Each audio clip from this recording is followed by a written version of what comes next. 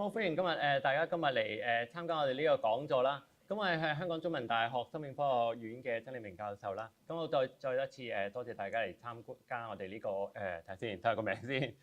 香港海洋底棲無脊椎動物公民科學家培養計劃，雖然個名有啲長。咁其實交代翻啲背景啦。咁其實係咁嘅，我哋幾年前做一啲，即係其實我哋實驗室度做香港海洋底棲嘅無脊椎動物啦，就好似呢度講嘅有啲多樣性嘅研究啦。咁我哋幾年前咧就搞咗一個公民科學家嘅計劃，就係叫大家交啲相俾我哋，就係去做啲調查，睇下香港嘅海固魚嘅。因為我哋嗰陣時候做，淨係做海固魚咧，就係海固魚比較靚同埋唔太喐，咁樣就好多潛友會影到好多相嘅。咁然後我哋嗰陣時候搞呢個計劃，就係叫啲潛友將啲相，如果影到靚相俾我哋，咁我哋幫佢鑑定翻睇下係咩品種嚟㗎啦。咁後尾原來我哋發覺搞咗呢個活動之後咧，個反應非常好啦。咁然後民間好多高手啦。咁結果我哋發現咧，我哋單靠係各位交上嚟嘅相咧，喺香港係揾到差唔多100個新紀錄嘅。咁交翻個記錄，俾翻個 background 大家就係，我哋之前香港其實係記錄到大概250幾種海固魚嘅啫。咁但係你諗下，原來啲高手大家喺民間揾咧，已經揾到多100種，即係而家去到成350幾種嘅。咁所以變咗有樣嘢，我哋呢度睇到有幾樣嘢，就係第一就係其實好多高手喺民間嘅，即係唔係淨係靠我哋，可能你仲叻過我哋嘅。咁第二就係，如果即係老實講啦，而家政府冇錢啊嘛，咁我哋就係靠政府資助嘅。咁所以其實我哋搞好多呢啲調查嘅計劃咧，我哋其實人手你望下，咁一再撞望晒，我哋得嗰幾丁友啦。咁所以變咗咧，我哋就有啲嘢咧，就覺得如果我哋可以一齊搞咧，咁就好啲。咁所以我哋開始就想 initiate 翻呢啲咁嘅計劃啦。其次就係亦都俾一啲可能有啲朋友仔就係想啱啱初入門，想認識下海洋生物嘅，咁可唔可以一齊咁就知道下其實我哋所謂嘅科學家啦，點樣去做一啲調查？咁所以我哋就諗緊可唔可以搞一啲咁樣嘅計劃，就係如果你當新手嚟玩嘅，又可以我哋又可以即係就算你當聽完啦，唔 join 計劃，知道下香港嘅海洋生物啊，或者係嗰啲嘢係點嘅，亦都得，又或者同我哋交流。咁所以我哋係基於咁嘅立場去整嘅。咁所以呢個計劃我哋變咗做之前就係話係海固魚啦。咁海固魚我哋要繼續運作啦。咁但係我亦都開始諗係咪可以去做其他嘅海洋生物咯。即係譬如我自己其實主打係做蝦蟹嘅。咁我哋之前亦都有去 IG， 話難聽啲講係 stalk 人哋啲 IG 啦。咁啊 stalk 咧，其實都發覺 IG 入邊都 stalk 到有啲新紀錄嘅，係啦。新種暫時揾唔到啫，好不幸。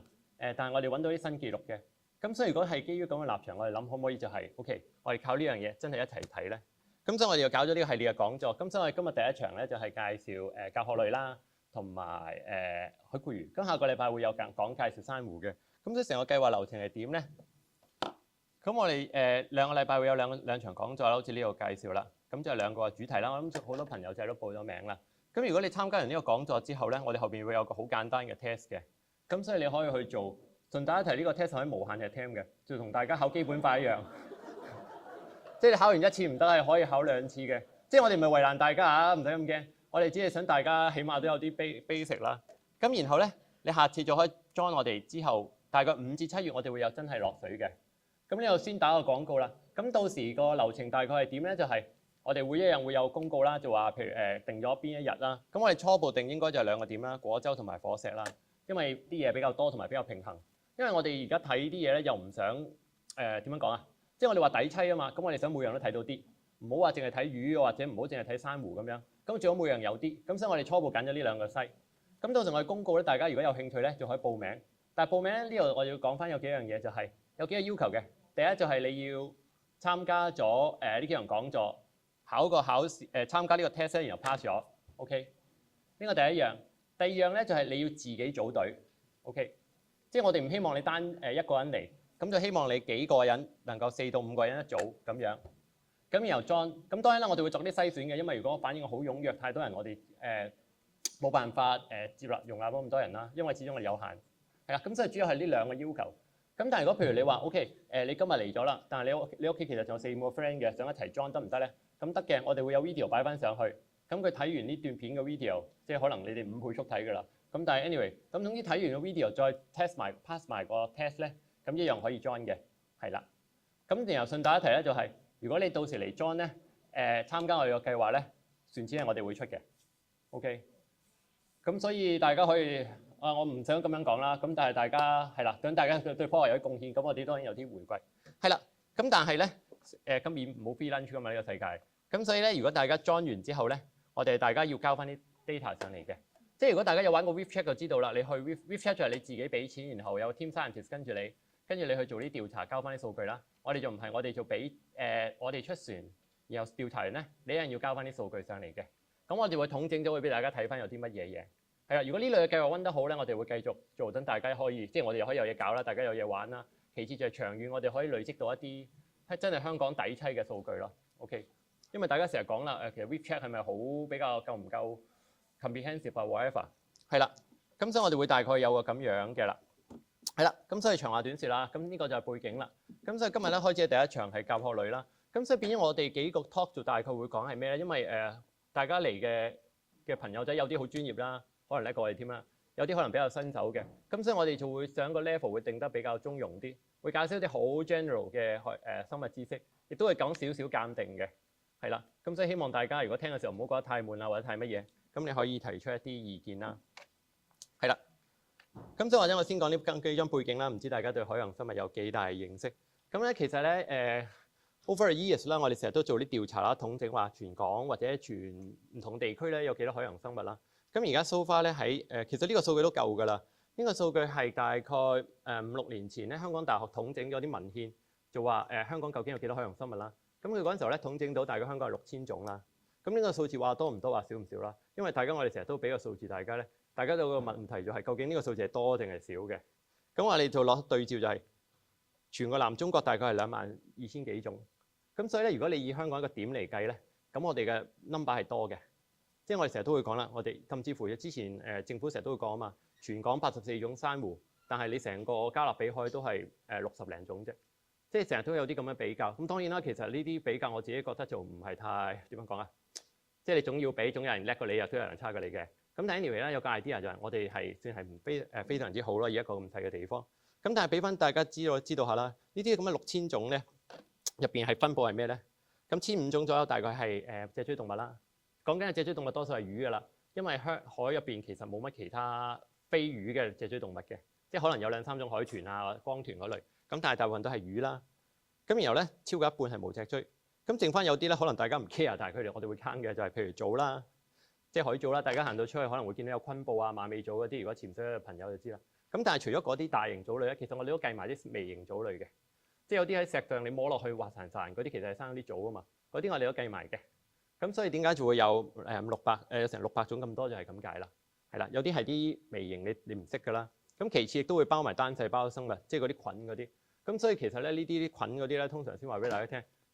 有啲人覺得佢係寶啦，因為佢嘅生態系統好緊要嘅。咁但係通常我哋分類咧，就唔係好中意做，冇乜興趣嘅對佢。咁但係呢度肯定就會有再多啲嘢。咁但 anyway，所以想俾個例大家知道下，就係我哋會包呢啲嘢。咁同埋咧，如果跟呢幾年我哋發現新品種，唔係新品種，所謂新紀錄嗰個趨勢嚟睇咧，我哋香港肯定唔止6000嘅，係啦。咁所以咧變咗就係點解我開始講啦？我哋想可唔可以做啲嘢，然後去揾到多啲出嚟咯。咁但係我哋如果做咁多咧，我哋當然要揀啦。咁首先頭一講啦，如果我哋話做藻類啊或者做菌嘅調查咧，咁大家冇乜興趣㗎啦。我個人都冇乜興趣。咁所以通常我哋做咧就做魚或者係無脊椎。咁魚嗰邊咧，如果我諗大家都聽過啦，阿 Stan 即係 Bloom 嗰邊 Stan 咧，其實佢有個114度嘅計劃，即係做咗好多年，係一直帶大家去睇魚嘅。如果大家有興趣，可以 check 翻佢哋嗰邊嗰個。咁我哋魚嗰邊做得好成熟，每1年2年都會揾到一啲新紀錄嘅 keep 住，係啦。咁 for 大家 reference。咁但係因為魚咧，通常因為太 iconic，好多人中意打魚啦，我哋成日講用呢個字啦。咁所以變咗魚嗰邊咧，挖嘅空間會少啲，但係反而無脊椎咧，挖嘅空間會多啲，係啦。咁所以點解我哋自己咧就想做翻無脊椎？咁如果講香港無脊椎咧，3000幾種入邊咧，大概分佈就會揾到呢啲嘢，即係譬如大家會認識嘅珊瑚同埋水母啦，就係刺細胞啦，咁動物門啦，咁大概有3000種，300種啫。咁然後都會有啲海星、海膽等等100零種，啲管蟲嗰類啦，環節動物有500種等等。咁但係你會見到咧，最多應該係2樣嘢 ，mollusks 軟體嘅，即係包括海蠍魚同埋蜆等等。咁另外咧就係節肢動物啦，而節肢動物入邊咧，大概90%都係甲殼類嚟嘅。呢度我後邊會有少少介紹嘅，俾翻啲 background 大家。咁所以變咗咧，如果你發覺咧，我哋做咧，仲有呢扎嘢可以做。如果即係我哋講緊無脊椎啦。咁但係呢扎嘢入邊咧，通常咧我哋都會講 CP 嘅不幸，即係咧我哋成日俾人追 KPI 噶嘛。咁有啲嘢咧做落去咧，你唔 eye catching 咧，冇乜人做嘅，冇乜興趣嘅。譬如咧環節動物呢啲咁嘅蟲咧，其實我成日都講對講親湯我都講一句就係蟲應該超級多㗎啦，不過咧就冇乜人適應，同埋佢喺匿喺泥入邊咧，大家又唔係好有興趣咧。咁所以呢啲咧做落去咧又唔 eye catching，又冇人想理，咁我哋都我自己都冇乜興趣。咁所以最後我哋 overlook 咗佢。咁所以變咗我哋做咧，通常會做啲，但係有啲做咧又好難做，譬如海綿啦，大家潛水一定好容易見到海綿㗎啦。咁但海綿個問題就係超級難認。我哋去嗰陣時候問啲專家就話：佢哋可以點認咧？佢話你要生嘅時候影相睇顏色啦，然後攞嚿絲翻去睇骨針啦，跟住睇完骨針之後咧，佢都係只可以話俾你聽個屬係乜嘢，個種係咩，佢都唔100% sure 嘅。要加埋佢喺邊度揾到，或者你喺邊個位揾到等等。咁雖然專家咁講嘅時候咧，我哋啲新手咧就覺得哇咁難，唔好搞啦。而且通常我哋研究生物咧會發現一樣嘢就係咧，你嗰個組別越多品種，你越容易揾到新嘅嘢。呢個好正常啊，因為你多嘅嘢做本來就多啊嘛。咁你 overlook 嘅嘢都多。咁如果成個海綿香港本來得40種，咁你頂多你挖盡多10% 都係4種，咁辛苦我哋唔 no 咯。咁所以好不幸啊，我哋所以最後咧我哋 drop 咗落嚟就係，通常我哋就會最中意做就係 Monarch 同埋alpha，即係除咗係自己中意之外咧，亦都有少少好不幸，有少少係講KPI 呢樣嘢嘅。係啦，咁所以咧我哋做嘅時候咧，通常做底棲嘅。但係我哋要補充翻一句，點解我哋咁強調底棲咧？就係其實咧，如果大家我哋講話所謂嘅底棲就係話貼住個地喺度啦嘛。咁但係其實我哋真係俾翻個 background，大家就係我哋講海洋生物咧，其實唔係太多非底棲嘅生物嘅，因為 by definition 咧，甚至乎珊瑚魚我哋都當係大底棲嘅。因為如果大家去潛水嘅時候就發現咧，其實個珊瑚魚都好貼地㗎。佢雖然話會嚟游咗水，但係你會見到佢唔會喺個水中心游㗎。因為其實大部分動物喺水中心游咧，即係等於叫人哋攻擊你咯，等於你係喺度任人攻擊。所以大部分嘅甚至乎魚咧，佢都係貼地。咁所以 by definition 喺科學界嘅定義咧，珊瑚魚都係所謂嘅 benthic，即係都係算係偏底棲嘅生物。有啲咩係真係唔係底棲嘅咧？譬如嗰啲水母啦，真係喺水中間漂浮啦。又或者有啲魚，譬如吞拿魚嗰類，真係會喺水中間游嘅。咁所以其實真係非底棲嘅生物其實非常少嘅。OK，咁所以呢個第一樣講翻俾大家聽，因為你冇見過一隻蟹咁樣亂跳噶嘛。咁所以變咗咧，其實絕大部分嘅生物都係底棲嘅海洋入邊。OK，咁但係咁變咗，我哋都照強調翻，我哋會做入邊嘅呢啲無脊椎釘喺個地度嘅，係啦。咁所以有啲咩咧？基本上你見到嘅絕大部分都係底棲㗎啦。咁魚咧，因為我哋頭先都講啦，咁我哋非無脊椎嘅我哋唔介紹，咁所以我哋咧就會睇呢一紮咁樣嘅嘢。係啦，咁所以變咗呢個 series 咧，我哋都睇呢啲係我哋香港海洋生物嘅 background 同埋 definition 啦。咁我哋成個做話係會介紹下因為我哋之後就帶大家出去睇，咁都想大家有個基本概念就係話 OK 嗰隻係乜嘢，呢隻係乜嘢，咁你調查容易啲。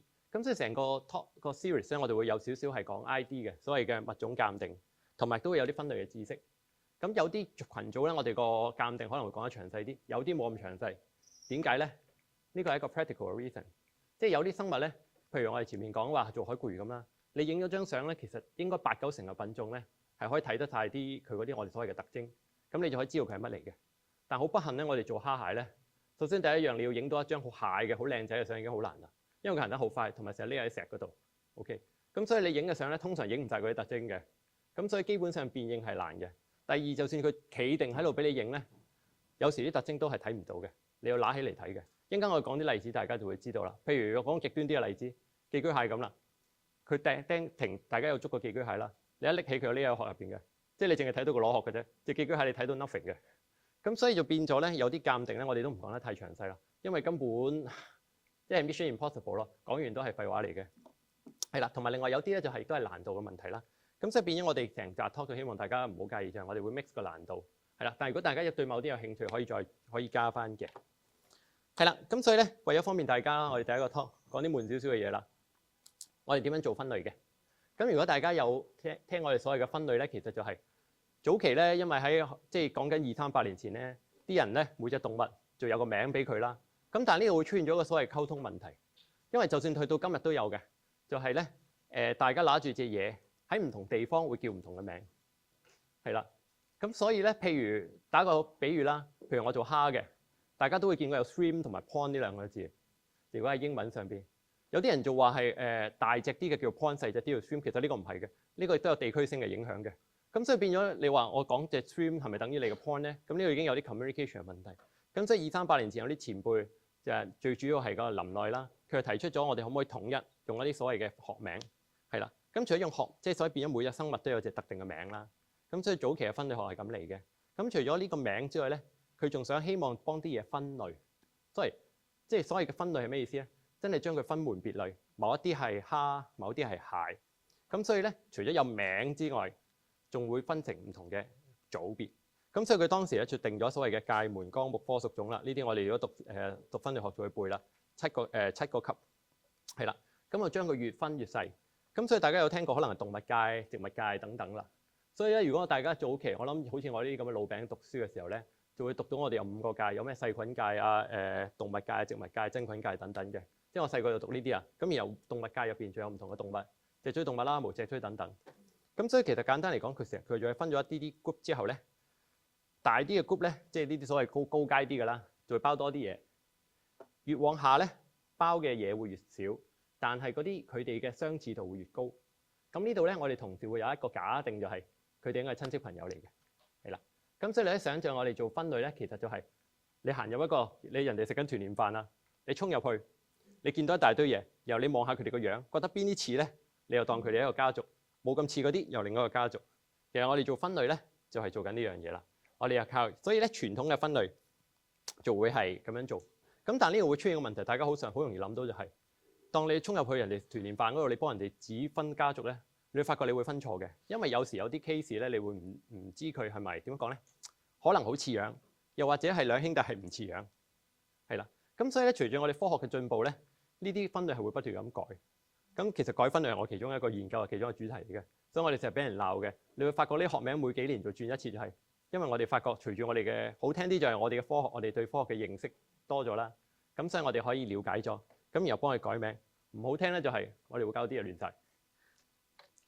咁所以咧，如果我哋今日做嘅今日我哋會講甲殼啦，佢係屬真核動物界入邊甲殼類亞門嘅，咁佢係喺節肢動物下邊嘅。咁順帶一提啦，頭先呢度有出現咗問題啦。前一張 slide 我哋先講話界門綱目科屬種啊嘛，你咁快已經見到有所謂亞門啦。咁其實呢個咧又係有少少歷史原因嘅，可以講俾大家聽嘅，就係咧早期嘅時候林內嘅年代咧，因為其實冇咁多生物啦，佢嗰陣時候做，咁所以咧佢哋就定咗淨係嗰7個級啦。咁但後尾啲人就發覺咧，如果你真係想分咧，即係全世界有成百幾萬種生物，100幾萬種你7個級分咧一定係唔夠㗎。咁所以後尾點咧？因為但係林內太偉大呢個科學家，你唔可以將佢重新嚟過。咁所以點咧？咁就夾硬嚟啦。喺門下邊加啲亞門啦，綱上面可以加超綱啦、總綱啦，下邊又可以加亞綱啦。即係我哋喺人哋嗰度踩鋼線，咁就不斷咁攝啲級落去。咁所以如果你而家會見到咧，第日你下邊嗰啲 talk 或者第日你自己睇啲分類書，你會見到有咩下目啊、超目啊、總目啊等等。其實就係後人夾硬加落去。咁所以而家所謂嘅7個級咧，其實就唔止㗎啦，應該去到無限咁多個級㗎啦。咁所以咧我自己個建議大家就唔好咁介懷係咩級啦。因為連呢啲，而且呢啲級會改嚟改去嘅，咁但係就話聲俾大家聽，你概念冇變，都係一谷谷嘅嘢，咁所以變咗係咩亞門啊嗰啲，大家唔好咁 care 啦，係啦，咁但係知道就好啦。咁所以咧，呢個係講大嘅分類，咁去到細啲咧，我哋講做物種嘅鑑定咧，通常大家就係現場啦，攞到隻嘢望下係乜嘢，睇形態特徵，因為傳統上我哋係咁嘅，而近幾年咧多咗一樣嘢啦，可以做 DNA 嘅，即係等於親子鑑定，因為咧我哋而家近幾年就發現咗2個問題。應該2大類嘅問題啦。第一就係有啲品種係完全唔同嘅種，但係個樣好似嘅。亦都調翻轉有一啲就係同品種嘅嘢，個樣可以好唔似嘅，即係佢可以隨住環境亂咁變嘅。咁所以咧，我哋懶啊，我哋冇辦法解答，咁點啊？好啦，我哋出 cheat 啦，咁去做 DNA 親子鑑定，咁就 DNA 話乜做乜啦。咁而家我哋呢幾個年代咧開始會出現咗呢樣嘢啦，係啦。咁所以咧，我哋而家分類咧就會基於呢幾樣嘢總合，然後出到嚟嘅。咁當然我哋今日就唔會講 DNA 㗎，因為我哋嘅公民科學家嘅話咧，大家或者係正常大家去潛水或者睇鑑定咧，我哋主要都會靠表型，咁然後睇一啲比較外在嘅嘢，係啦。咁所以先講咧，我哋呢個第一個 talk 咧好不幸，唔知點解排我第一啦。咁但係咧，我哋教學類咧好衰嘅一樣嘢就係頭先都講啦，相好難睇影。第二就係好多 character 相睇唔到，譬如呢度有隻饅頭蟹啦。咁呢隻當然啦，香港因為饅頭蟹嘅品種唔多，呢隻逍遙饅頭蟹好易認啦。咁但係如果嚴格啲，你要認佢個佢嘅蟹嘅話咧，應該要認佢鉗上面嗰啲手指嘅。其次就係佢上面呢啲，譬如呢啲咁嘅殼上面嘅粒粒有幾多粒啦。前邊呢度啲即係我哋有個叫 frontal teeth 嘅嘢，就係佢眼窩前邊有啲齒，咁嗰啲齒有幾多粒啦，尖唔尖啦，跟住仲有殼後邊有冇啲紋啦，或者殼後邊有冇刺啦，即係通常會睇呢幾樣嘢嘅。咁另外咧，睇到最極端，所有鑑定教學類最精準係睇咩咧？好不幸就係睇 J 啦，因為咧點解咧？因為我哋講物種唔同嘅物種，最後點解會分類做唔同嘅物種咧？就係話，如果你睇翻教科書嘅定義，就係話，如果兩個品種係唔同種嘅話咧，佢哋係無法生殖後代嘅。咁所以咧，我哋唔認樣噶嘛，我哋認咩咧？下邊一定會認啦。OK， 生殖器官一定認啦。因為生殖器官唔啱樣咧，就等於鎖匙同埋鎖啦。Sorry 啊，呢個比喻唔係太好啦。咁但係係啦，呢啲話題太比較敏感，唔知點樣形容。但係 anyway，大家明我想講咩啦？咁所以咧，生殖器官係我哋最準嘅。咁但係咧，冇可能有相睇到㗎啦。咁所以變咗我哋認咧，有機會係認得唔係好精準嘅。係啦，我哋喺教學類。咁所以變咗我哋會講得比較概括啲。咁就俾一啲 common 嘅種，大家睇下點樣睇。係啦，咁所以講教學類咧，通常我哋會賣個廣告先嘅，點解咁重要嘅？咁亦都講翻一啲我哋比較 background，大家我哋近幾年點樣變啦？就係如果大家講節肢動物咧，所謂嘅節肢動物就係啲分咗一節節嘅啦。咁然後有外殼嘅。咁如果大家聽得最多或者見得最多節肢動物咧，一定係昆蟲啦。昆蟲係節肢動物入邊最多嘅，有超過100萬種。咁所以傳統上我哋講節肢動物咧有4樣嘢，第一就係昆蟲，第二係教學類，第三咧就係一個叫多足亞門嘅，就係蜈蚣同馬鹿嗰啲。因為大家都見過，如果見過蜈蚣你就知啦，啲腳超級多啦。咁所以點解叫多足亞門？最後仲有一 group 係咩咧？就係蜘蛛同埋蠍子個 group。咁佢哋係一個 group 叫做睇下先係啦，叫做奧茲亞門嘅 Physeterata。咁所以傳統上咧，我哋講緊嘅節肢動物入邊有4樣嘢嘅，打開親教科書都係教呢4樣嘢嘅。咁但係咧，我近幾年咧啲人開始做啲研究之後咧，就發覺咗一個幾特別嘅發現，就係咩咧？如果你係跟一個所謂嘅演化過程，即係追翻我哋所謂演化，就係睇邊個係你嘅祖先。咁就發覺咗一樣嘢，就係咧，昆蟲係由甲殼類演化過嚟嘅。OK， 咁呢個咧基本上而家科學界冇人再 challenge 呢樣嘢㗎啦。所以當然咧，原因或者過程係點咧，我哋而家未知啦。咁但係如果單以結論嚟講咧，昆蟲其實係甲殼類演化過嚟嘅。咁所以呢度咧，如果係我哋現代嘅觀點咧，會出現一個問題，就係咧，如果你係某個家族嘅人，咁你應該跟佢姓嘅。即係好啦，譬如我而家係姓曾㗎啦，咁而家突然間發覺，喂，出面有個係我走失嘅私生子嚟嘅，咁理論上佢應該跟翻我姓曾嘅。咁所以昆蟲類似就係咁嘅情況啦。一直我哋以為係另外一 group，但係其實唔係嘅。咁所以咧，呢度咧第一個 implication 就係所有昆蟲應該叫甲殼類，以後冇昆蟲呢樣嘢存在㗎啦，應該我哋叫甲殼嘅啫。咁所以點解如果睇翻上邊嗰個咧，我哋會話3個演化支就係其實昆蟲同埋甲殼類係同一個演化支，即係我哋用呢個字去形容。咁但係咧，如果你又有一支咧，又同人講咧，以後昆蟲嘅書咧，你昆蟲圖鑑你可以改成甲殼圖鑑咧，我諗呢個又太衝擊啦。OK， 即係你同所有人，你而家陸地度行咗隻蚊，我就話哇，有隻甲殼類喺度爬緊啦。咁你即係成件事係接受唔到啊。另外一個類似嘅例子就係雀仔。如果大家有研究雀仔就會知啊，雀仔係由恐龍變化過嚟嘅，而恐龍係爬蟲類嚟嘅。咁所以咧咁多年你亦都唔可以指住雀仔同佢講，喂，呢條蜥蜴嚟㗎咁樣。咁所以咧就變咗我哋科學家就好衰嘅。我哋又想求真，但係我哋又都怕俾人萬箭穿心，亦都有啲點樣講啊？實際操作嘅問題啦。咁所以變咗咧，我哋而家就定咗改個新名叫咩？叫泛甲殼類。咁所以咧，昆蟲加傳統嘅甲殼類，我哋叫泛甲殼類。OK。咁所以我哋今日講嘅甲殼類咧係傳統嘅甲殼類，就唔包昆蟲嘅。但係點解會包呢個張 slide 咧？其實我係想講兩樣嘢嘅。第一就話俾你聽，甲殼類有幾重要，即係我哋係大群組嚟嘅。OK。我哋甲殼類係一個重要嘅群組，連昆蟲都係我哋變出嚟嘅。咁第二樣咧就係我哋嘅科學嘅知識點樣變咯，即係有啲嘢會 keep 住會變，今日講嘅同琴日講嘅都會變咗唔同嘅。咁所以而家現生嘅主流嘅一個假設都係㗎啦，某一啲甲殼類行下上咗陸地，跟住變咗昆蟲。OK， 咁所以咧你再講翻啦。咁所以咧我哋今日講嘅咧都係傳統嘅甲殼類啫，喺海嗰啲我哋就唔鬥昆蟲嘅。咁所以 general 咧甲殼類有乜特徵咧？咁好不幸啦，傳統上我哋講嘅甲殼類特徵咧，就係話個殼，因為喺節肢動物入邊咧，其實所有嘅節肢動物都有一層基丁質嘅表皮嘅，所以大家聽過啦，昆蟲會蛻殼，然後話就話殼，但係其實蛻皮啦，sorry，用蛻皮會好啲。咁佢會有層基丁嘅皮啦，咁蠍子又有啦，蜘蛛又有啦。咁而甲殼類咧特徵就係呢層基丁質咧，佢加咗啲鈣落去，因為海入邊多鈣啊，海入邊比較容易攞到碳酸鈣。咁所以你會見到海入邊會有蜆啦，有珊瑚啦，因為佢比較容易攞到鈣啊。咁但係咧陸地要食鈣其實唔係太易嘅，咁所以陸地就冇，同埋陸地有鈣太重啊。OK， 咁你行起嚟唔方便，咁所以海嘅生物先至會輕用呢樣。咁所以教學類喺海咧就有呢樣嘢啦。即係我哋傳統係咁覺得嘅，大家好不幸啦，因為我哋有昆蟲家族呢個咁嘅 BB 喺度，咁而呢個 BB 咧係冇呢啲嘢嘅，咁所以就變咗我哋教學類有呢個定位有啲尷尬，因為我哋有個不肖，唔係不肖 ，sorry， 有個太出色嘅兒子，咁佢有啲嘢太特別啦，咁所以搞到我哋有啲嘢同埋，咁第一如果跟翻傳統咧，係腳係分叉啦，咁呢個大家睇唔到噶啦，其實，因為咧如果睇咧，你有機會睇隻蝦嗰啲腳咧，佢機節嗰度其實會有多條嘢走出嚟嘅。呢個會要解剖纖維嘅先會比較睇得清楚，咁但係呢個明顯嘅。其次咧就係有碳酸鈣嘅殼啦，咁我哋聽跟住先啦。咁第二就係最後有幼體期啦。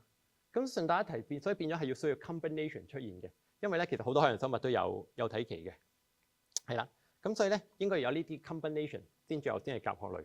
咁所以咧大家可以當啦，我哋而家所以簡單啲啦，你爬落海度有個殼嘅，咁基本上就當住係甲殼類先啦。咁由呢個唔好意思，我哋出多張好悶嘅 slide， 因為呢個會方便大家之後講變形嘅時候用嘅。我哋講所有嘅節肢動物咧，頭先都講啊嘛，節同埋肢。咁所以呢度分咗有兩個重點喺入邊係咩咧？個身體係分節，第二就係每一節都有啲肢。個肢嘅咩意思咧？仲有一啲我哋用英文就叫 appendage， 總之係伸咗一啲嘢出嚟。咁而伸出嚟嗰啲嘢可以係咩咧？可以係觸鬚，可以係腳。咁所以我哋分所有嘅節肢動物咧，無論係昆蟲啊、蜈蚣啊，淨係蠍子咧，我哋其實好強調一樣就係，佢首先第一每個身體有幾多節，其次就係每一節有啲咩伸出嚟。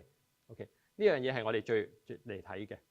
咁所以譬如打個比喻啦，昆蟲咧所以做胸部三節啊嘛，大家成日講啊嘛，6隻腳2對翼加埋頭胸腹。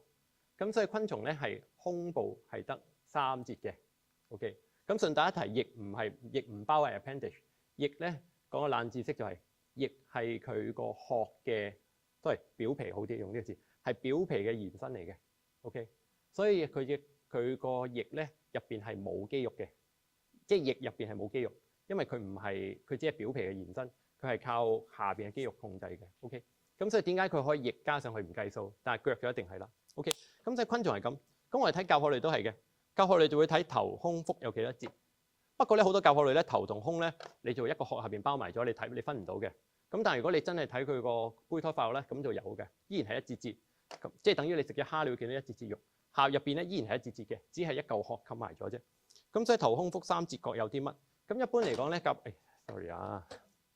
甲殼類咧就係中間即係胸部嗰啲節咧就係腳嚟嘅，而後邊呢walking leg 用呢個字好啲。行嘅腳，咁然後尾嗰啲節咧係所謂嘅 swimming leg 游水用嘅。咁頭嗰啲節咧做一邊幾樣嘢，通常咧你要見到個英文啦。咁唔好意思啊，因為唔知點翻。咁但係咧通常就係咩咧？可以係觸鬚啦、口氣同埋咀嚼部。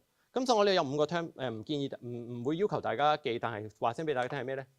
譬如一般嘅甲殼類，我哋會見到咧係5節嘅。咁而頭2節都係啲所謂 antennule 同 antenna。都係觸鬚 ，antennule 同 antenna 嘅分別就係長短啫。細條啲我哋叫 antennule， 大條啲叫 antenna。咁所以頭2節係觸鬚，第3節係一個叫 mandible 嘅嘢。咁呢個 mandible 其實偉大發明嚟嘅。喺節肢動物入邊咧，蠍子係冇嘅，所以點解佢叫獒之亞目？澳之亞目就係蜘蛛同蠍子個嘴咧係尖，唔係 for咀嚼，而係一個尖 sharp 嘅形狀。咁所以如果大家有留意一樣嘢，就係蜘蛛有冇聽過咧？就係佢捉咗隻嘢嚟食咧，佢唔會吞咗隻嘢㗎。佢而係噴嘢出去消化完之後啜啲汁嘅，仲因為佢個嘴唔係 for chewing 嘅 ，OK， 即係唔係 for 咀嚼。所以咧點解？sorry 上翻2張 slide 啊！如果希望冇大家太悶，太悶你出聲我可以飛快啲啊。咁所以咧佢後邊呢紮咧係一個叫做所謂 mandibular 嘅嘢，係呢紮先可以咀嚼。所以昆蟲、甲殼類都可以咀嚼，而呢個蠍子佢哋係冇咀嚼呢個功能嘅。咁所以咧第3節嘅頭咧就會開始出現咗 mandible 節。而第4、第5節咧係一個叫 maxilla 同埋 maxilla 嘅嘢，即係太詳細你唔使理㗎，都係叫晒 maxilla 㗎啦。總之呢2條咧就係2條細條嘅嘢，幫佢控制個食物嘅。所以如果睇一段非常之唔清嘅片咧，咦？唔好意思，因為呢個 textbook 偷翻嚟㗎，因為我冇，sorry，textbook 攞落嚟嘅 textbook 嘅嘢可以正常用嘅。OK，sorry，因為我哋揾唔到呢啲片，sorry 啊，係啦，得啦。咁你就見到咧，佢有幾條細條嘅，幫佢 handle 個食物嘅。咁佢呢度指翻俾你睇啦。好啦，我哋停一停啊。咁所以你見到有幾條細嘅叫 maxilla 嘅，就幫佢 handle 嚿嘢食。然後咧中間有兩塊叫 mandible 嘅，就真係負責咀嚼啦。咁所以呢個咀嚼大家可能冇留意，但係其實係一個偉大嘅發明嚟嘅。咁所以咧一隻甲殼類嘅頭咧，通常就有呢幾樣嘢。咁所以點解要介紹呢幾樣嘢咧？就係分類嘅時候有時會用到嘅。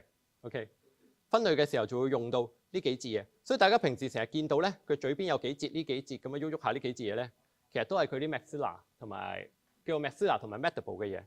係啦，咁所以通常就1、2、3三個。咁當然啦，有啲會分叉咗，所以你睇落去好似會多啲嘅。係啦，咁所以咧交代嚟嗰啲 background 啦，我哋希望大家知道大概點睇咧。我哋真係望下一啲常見嘅甲殼類。咁而常見嘅甲殼類咧，我哋會分兩個 level 講嘅。第一就係講一啲大 group 啦，即係好大組嗰啲係咩嚟嘅。第二就係有啲多見到嘅品種，我哋都會講一啲特徵嘅。咁所以咧，我哋如果係大家係講緊潛水嘅話咧，應該有機會見到嘅甲殼類咧，通常係呢幾樣。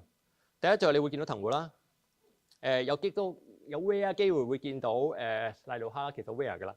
咁而amphipod 其實易見到嘅端足，不過就太細，大家唔 care 嘅啫。咁但係大家通常最 care 咧都係十足目，咁亦都係我個人嘅研究嗜好啦。咁所以呢 part 我哋會講多啲，其他呢啲咧我哋會講得少啲。係啦，咁就介紹下藤壺先。咁呢張 slide 其實我成日擺到，因為我以前我讀碩士嘅時候做藤壺嘅，不過做下對佢失去咗感情啫。係啦，咁所以但係簡單嚟講就係先話俾大家聽，藤壺係甲殼類嚟嘅。咁樣因為大家去岸邊咧，咪成日見到潮間帶好多啲火山口嘅，咁嗰啲全部都係藤壺啦。咁藤壺係甲殼類嚟嘅，唔係軟體。當然好早期大家當咗佢係軟體，但係後尾知道啦，佢係甲殼嚟嘅。咁佢殼喺邊咧？唔係個火山。OK， 呢度先 clarify。個火山係後加嘅嘢嚟嘅。佢原始嘅殼喺邊咧？呢度有條蟲啦。咁呢條蟲咧係包住咗個殼嘅，係呢個部分會有個殼包住佢嘅。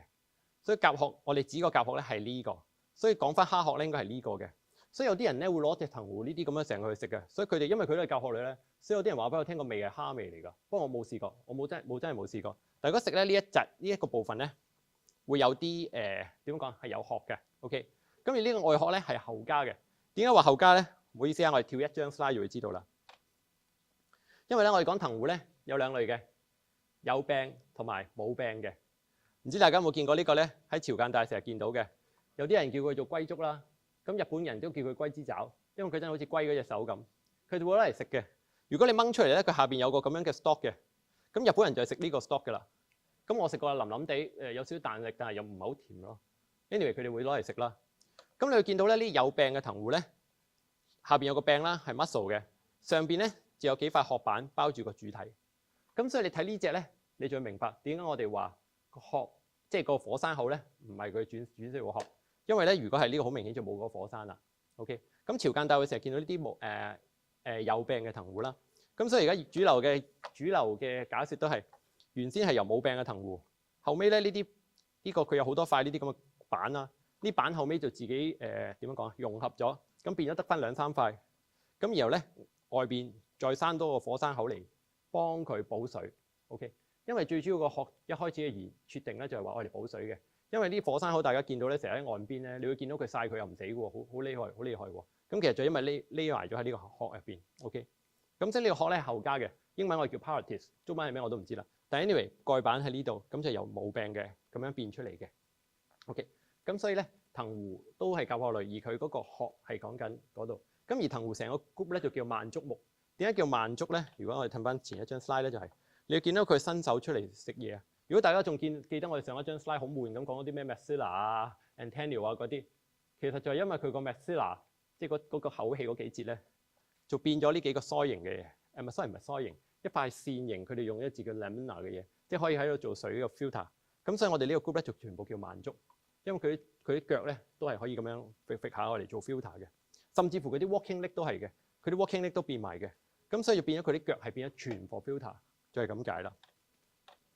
係啦，咁順帶一提呢張我係借我啲friend 嗰啲相嚟嘅。咁呢個係台灣地區中研院個陳國勤老師嘅出本書啦。咁俾大家睇下，大家其實好少機會見有柄嘅藤壺噶啦。咁所以咧就只係俾大家睇下，因為有柄藤壺咧，如果大家想見容易見咧，就係潮間帶嘅龜足啦。但係其實深海好多嘅，因為原先因為深海唔係咁熱啊嘛，咁所以佢咪唔需要嗰個火山口咯。咁所以咧，如果你去深海咧，其實好多呢啲唔同嘅有病嘅藤壺會存在嘅。譬如大家見到啦，可以生到佢心口有病藤壺生到好大碌㗎，可以一碌有成20-30公分㗎，即係同大家想象嘅完全唔同嘅。但係淺水你見唔到㗎啦，淺水容易見喺邊度咧？係呢種我哋叫 otolasmi 嘅。咁大家唔知大家認唔認得呢塊下邊呢個底下呢塊係咩嚟嘅咧？呢張相有啲細啊，但係大家估唔估到呢下邊呢塊係咩嚟嘅咧？呢塊其實係蟹嘅鰓嚟嘅，係咯。咁呢隻咧就好中意生人哋蟹嘅鰓上邊，唔知點解，或者蟹嘅身。如果大家有機會咧去買嗰啲king crab啊，即係嗰啲阿拉斯加啲長腳蟹咧，你有時會發覺有啲呢啲咁嘅細細隻嘅，或者叫嘅 otolasmi 生喺上邊嘅。咁先話俾你聽，佢生喺上邊咧又唔係吸血嘅喎，佢唔太吸血嘅喎，因為佢係濾食㗎嘛。咁所以佢真係生喺度嘅啫喎。咁但係對隻蟹係有影響㗎，有影響㗎。OK， 即係等於你個鼻生咗隻嘢喺度，佢唔吸你，但係你塞住你個鼻，你都唔開心啦。係啦。咁所以咧，呢啲所以大家如果係有機會咧，反而係 otolasmi 最容易見到嘅 stalk barnacle 嚟嘅，係啦。咁但係呢啲唔係我哋主要嘅，當係冷知識講下啫。香港常見嘅，如果潛水常見嘅藤壺係咩咧？呢幾種 Trigonus 啦、Reticulatus 啦同埋 Amphitrite。呢幾隻藤壺咧，點解你會見到咧？其實咧，呢幾隻其實只係純粹佢太 tough 啊。呢幾隻係啲唔係好 selective 嘅藤壺，即係其實我哋講啲生物咧，通常就會有啲生物咧就對個環境嘅要求好高，有啲又唔係好高。呢啲咁嘅藤壺咧，就有地方佢就生，咁所以生到 everywhere 都係。咁所以咧，你會見到啲冇嘢生嘅地方咧，即係冇生咗其他生物嘅地方咧，就會鋪咗呢啲咁樣嘅火山口嘅藤壺。咁所以常見咧，就係呢幾個品種。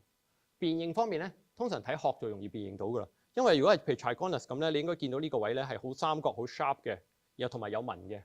但我不幸你見到呢張相乜鬼都睇唔到，因為生晒藻。咁所以咧喺 underwater 嘅時候咧，有少少難睇嘅，要清咗佢先至會容易睇到嘅。因為譬如 Amphitrite 咁樣咧，呢隻我哋叫紋藤壺咧，有名叫紋藤壺。佢上邊如果大家喺岸邊見過咧，就好明顯有啲紋係直線。而 Reticulatus 咧呢隻咁就係網紋嘅，即係唔係呢隻即係紋藤壺就係直線啦。而佢咧係會網紋嘅。當然呢個唔係最大 last character， 但係一望個殼就會見到嘅。咁但係我哋喺 underwater 咧好不幸咧，呢啲 character 全部都被遮住咗。咁所以咧，大家當晒係藤壺就 OK 嘅啦。我哋唔建議大家幫佢沖涼嘅。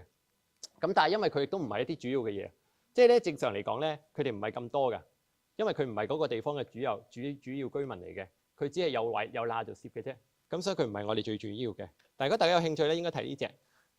呢隻叫 Pagomelidae， 係塔藤壺科。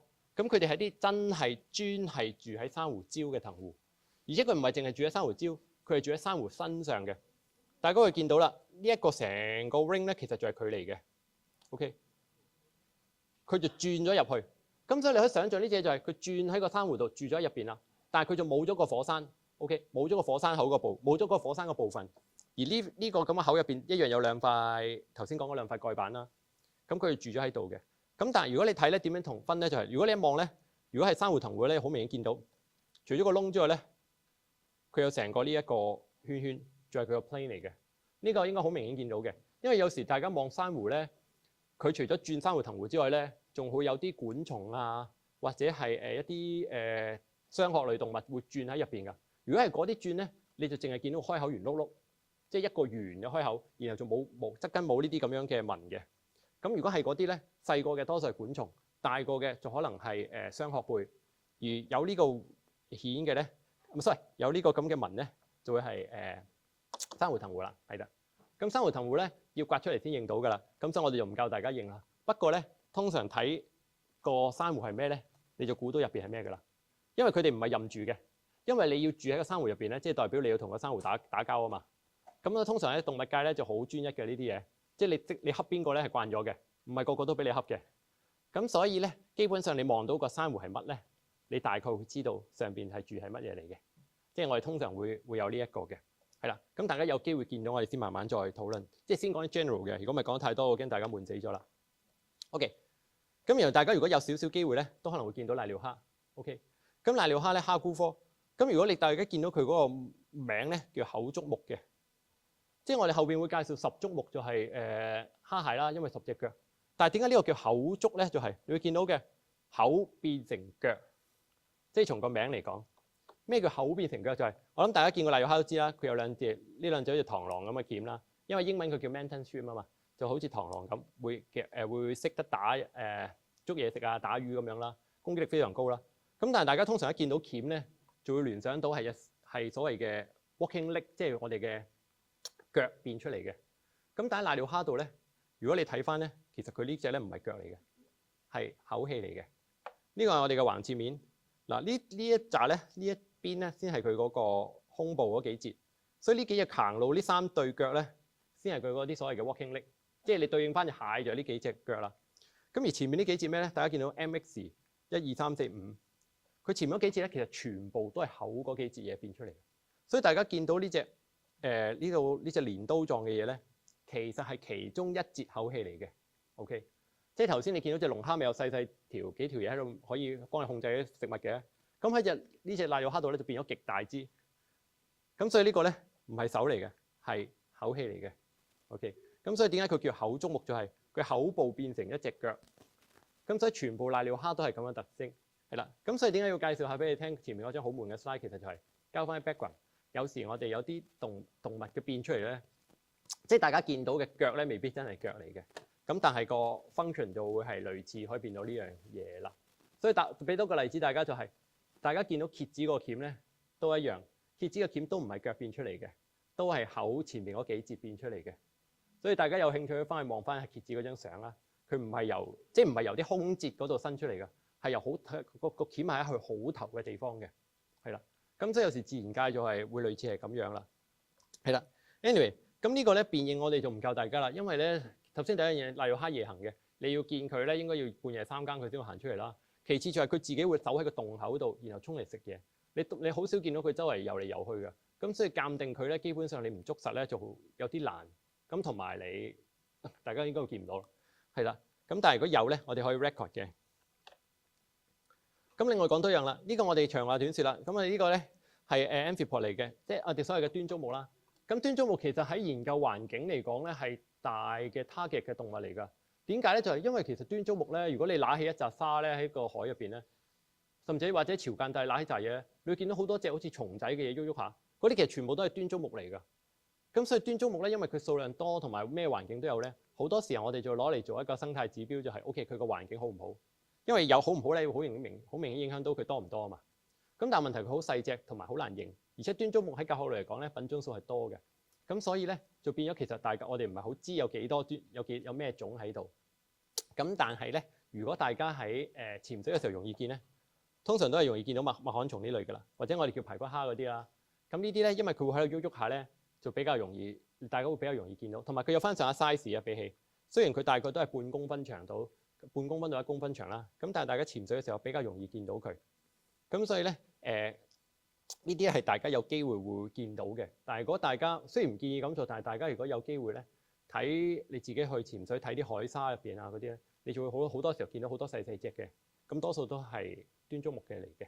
咁但係辨認就真係好難啦，因為佢嘅 size 太細，多數係大概得2 mm 長咧，你基本上肉眼係冇可能睇到任何嘅 character 㗎啦。咁所以呢啲咧我哋都唔介紹啦，唔講啲咩嘢啦，因為根本 practically 係唔得嘅。咁所以咧，除咗嗰啲之外咧，所以大家潛水咧通常睇嘅咧都係睇十足目㗎。咁所以我哋會多少時間介紹下主流大家會有機會見到嘅十足目。咁所以叫得十足目咧，就係講緊5對胸肢，全部都係10隻腳，包埋個鉗。咁喺蝦蟹個 case 真係個鉗咧，真係由胸足變出嚟啦，就同瀨尿蝦嗰啲唔同啦。咁所以咧，佢哋包埋個鉗咧，應該係5對腳。但係咧，佢哋個頭同胸咧，通常都係一個殼遮住咗㗎啦。無論你睇龍蝦又好，蝦又好。咁所以咧，我哋通常叫頭胸部嘅，但係都係嗰句啦。拆開塊殼咧，依然係一節節應該會睇得翻到嘅。咁常見嘅，你應該可以見到呢類嘅甲殼類嘅。咁唔係 sorry 呢類嘅十足目嘅。咁所以我哋後邊會簡單介紹一下嘅。咁大家潛水見嘅蝦咧，最多係真蝦下目嚟嘅。英文我哋叫 Caridian 啦。咁大家見到嘅通常都係所謂嘅真蝦。咁望到蝦嘅呢啲 character 咧，我諗都唔使多講㗎啦。大家食過嘅時候揦起都會知啦。咁就係介紹翻啲名啦，譬如頭胸部啊、部足，後邊呢叫 swimming leg 啦。咁呢個補翻句嘅，點解呢個叫真蝦咧？成日都係叫，咁係咪有假蝦咧？咁其實冇嘅，中文翻譯名嚟嘅啫。原先 Caridian 呢個字咧冇話真係咩 true swim 咁嘅意思嘅。咁但係通常咧做個對照就係，大家通常去街市買到食嗰啲咧係一種叫對蝦嘅嘢。OK，譬如大家食嘅基圍蝦啦、嗰啲咩九節蝦啊、花竹啊，全部都係我哋叫對蝦嘅嘢嚟嘅。咁而真蝦咧，同佢係分類上完全兩 group 係唔同嘅嘢。OK， 咁順帶一提，對蝦品種少嘅，對蝦得雖然你成日街市見到佢就無限咁多係對蝦，咁但係品種得500-600種啦，全世界。但係真蝦有3000幾種。咁所以大家而潛水嘅時候，你見到真蝦機會高好多。咁點辨認咧？呢度教少少啲高級高階嘅辨認啦。大家最容易睇嘅應該係呢一個位啊。我諗大家揦個蝦嚟食㗎啦。大家小朋友畫蝦嘅時候咧，咪畫咗條尾，跟住一節節咁分開啦。咁所以咧，通常咧隻蝦嗰度咧，如果係對蝦咧，佢前一節個蓋咧，前一節嗰塊殼會冚住後一節嘅，咁就順住咁去。但係如果唔知大家有冇留意咧？大家有機會如果食牡丹蝦，牡丹蝦係真蝦嚟嘅，你睇下就會知啦。佢第二嗰塊咧係會突咗出嚟，冚住晒第一同第三嗰塊嘅。大家可以試下留意下呢樣嘢，係啦，佢會有呢個特徵，有呢個特徵嘅都係真蝦，真蝦全部都會有呢個特徵，係啦。大家有機會可以睇，但係咧有個容易啲分嘅，即係呢個要揦起佢啦。你食牡丹蝦會容易睇啲嘅，仲有第二個特徵可以分嘅，但係呢個比較 seasonal，就係蛋啦。大家如果去食牡丹蝦，去日本餐廳咧，佢咪會滗咗啲蛋出嚟，然後擺落蝦上面俾你整嘅。呢個我哋所謂嘅抱卵行為，即係個卵會唔會抱喺啲swimming lake 度？呢個抱卵行為咧，真蝦先有，即係當除咗真蝦之外，龍蝦同蟹都有啦。但係對蝦係冇抱卵功能嘅。大家有冇發覺咧？你食咁耐花竹或者基圍蝦咧，你冇見過有一隻抱住蛋，但係你食一對牡丹蝦或者甜蝦都係嘅真蝦嚟嘅，都會有機會抱卵。大家有冇發現呢樣嘢咧？就係因為對蝦咧係冇抱卵嘅，咁佢有蛋嘅時候會點咧？喺背脊呢度一大條，咁就有一大條橙色或者紅色嘅嘢，有啲似瀨尿蝦。OK， 瀨尿蝦都係嘅，大家買瀨尿蝦咪話咩熟咗有膏嘅，咁一條橙色，咁對蝦都係同樣道理。佢哋唔抱卵嘅，咁你一望落去覺得有幾熟，再嚟生啦。OK， 一生佢就噴落水㗎啦。OK， 咁所以呢係另外一個有機會可以分到嘅嘢嚟嘅。咁仲有第三個嘅，其實第三個先係最主要分別對蝦同真蝦嘅，就係個鰓。不過大家睇唔到，因為個鰓咧，如果你打開，因為鰓喺入邊啊嘛。對蝦個鰓係分枝狀，好似樹枝咁。而呢個真蝦咧係一塊點樣講咧？佢用一個字叫 lamina， 就一塊好似比較網狀型嘅。即係呢個先至係最主要嘅分別嚟嘅，其實咁，但係咧呢啲就係大家睇唔到嘅嘢，咁所以大家得個知字嘅啫。咁所以易分咧個殼其實好易分，其次就有冇抱卵啦。所以大家有時留意翻咧，有啲你冇留意嘅嘢，譬如你從來點解冇蝦子？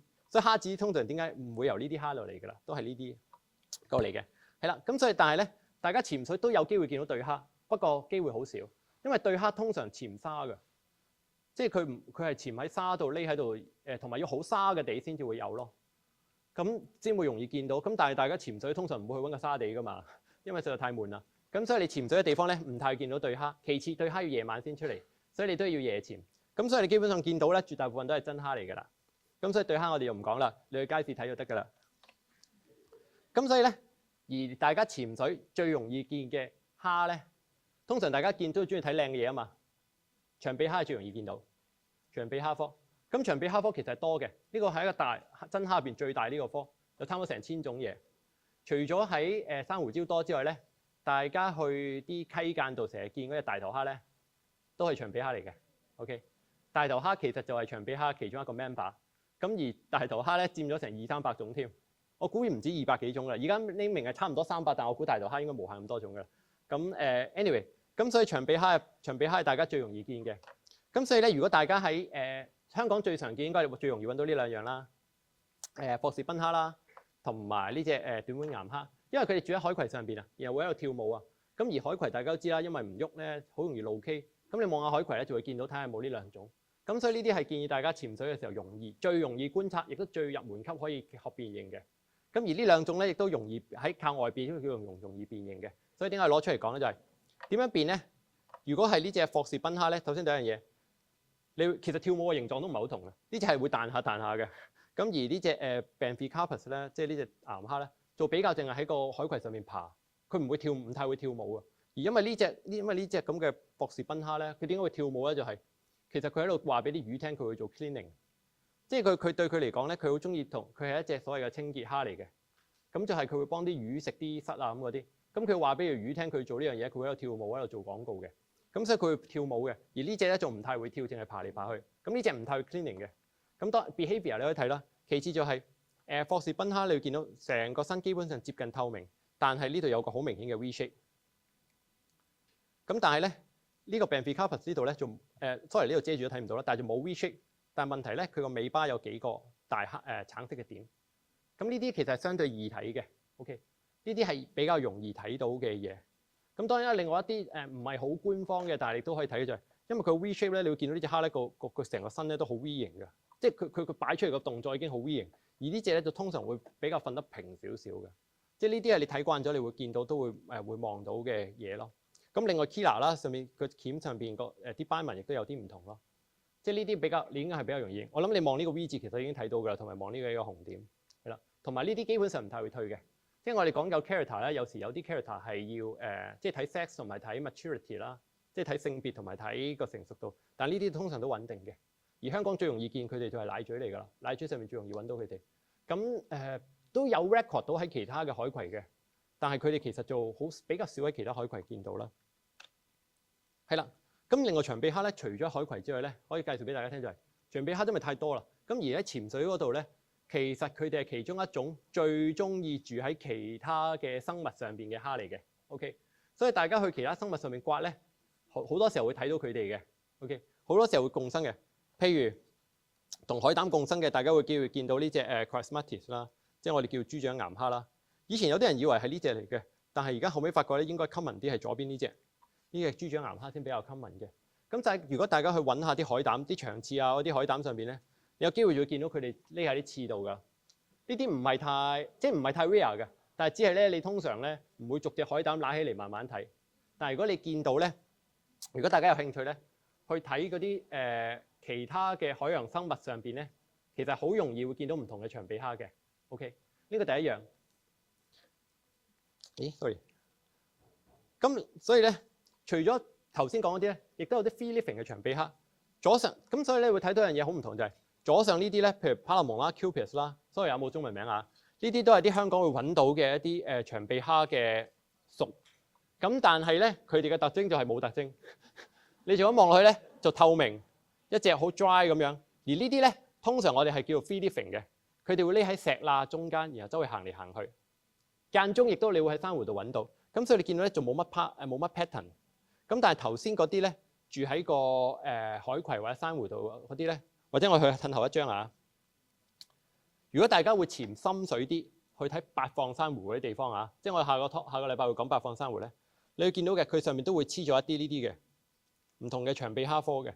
咁所以基本上咧，但呢啲要好好眼先睇到啊！呢啲因為佢睇翻咧，通常都係1-2 cm 嘅咋。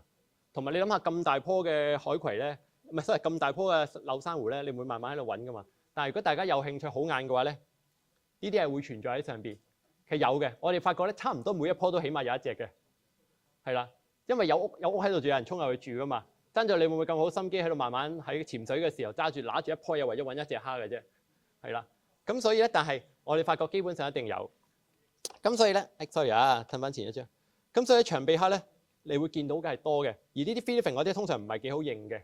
咁而黐喺宿主上面嗰啲通常易認啲，因為宿主會住喺固定宿主度咧，你會選擇到嘅就有限咗。咁所以反而會容易啲睇。同埋咧，雖然細，但係 once 你揾到佢咧，佢唔太會喐。而呢啲 free living 嗰啲咧，通常你一見到佢，就唔一聲就彈咗去㗎啦。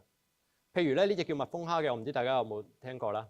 你去水族館成日都見到嘅，應該好似你嘅手指尾嘅指細過你手指尾嘅指甲。但係其實呢隻咧香港 OK common㗎，甚至潮間帶都揾到㗎。但係因為佢太細粒啊，真係好似一小粒點咧。你潛水嘅時候你好少會行，同埋佢會喐㗎，記住佢會喐㗎。你一望到佢就嘟一聲彈走咗。咁所以咧，呢啲其實係 common 嘢，但是不過大家通常會少見到嘅。係啦。咁但係亦都補多一句，咁長臂蝦除咗喺即係中意同人哋住之外咧，亦都有一啲係住喺蜆殼入邊嘅。所以呢啲咧，譬如左下角呢啲咧，大家可能未必有機會見到，但係其實佢哋係住喺啲唔同嘅貝類入邊嘅，係啦。所以如果大家有興趣，如果係第日去觀察咧，我覺得長臂蝦係一個好嘅 start 嚟嘅，即係睇甲殼類。不過你就可以揾其他嘅生物，然後望喺上邊有冇生咗喺度，係啦。咁呢個咧，大家有興趣係可以去睇呢樣嘢嘅。咁但係嗰啲如果長臂蝦難度高咧，咁我覺得呢一戶蝦個難度會低啲。呢隻咧我哋有好多個名嘅，例如叫駝背蝦啦，因為佢呢度咧個背脊係好明顯好 V shape， 真係駝背咁。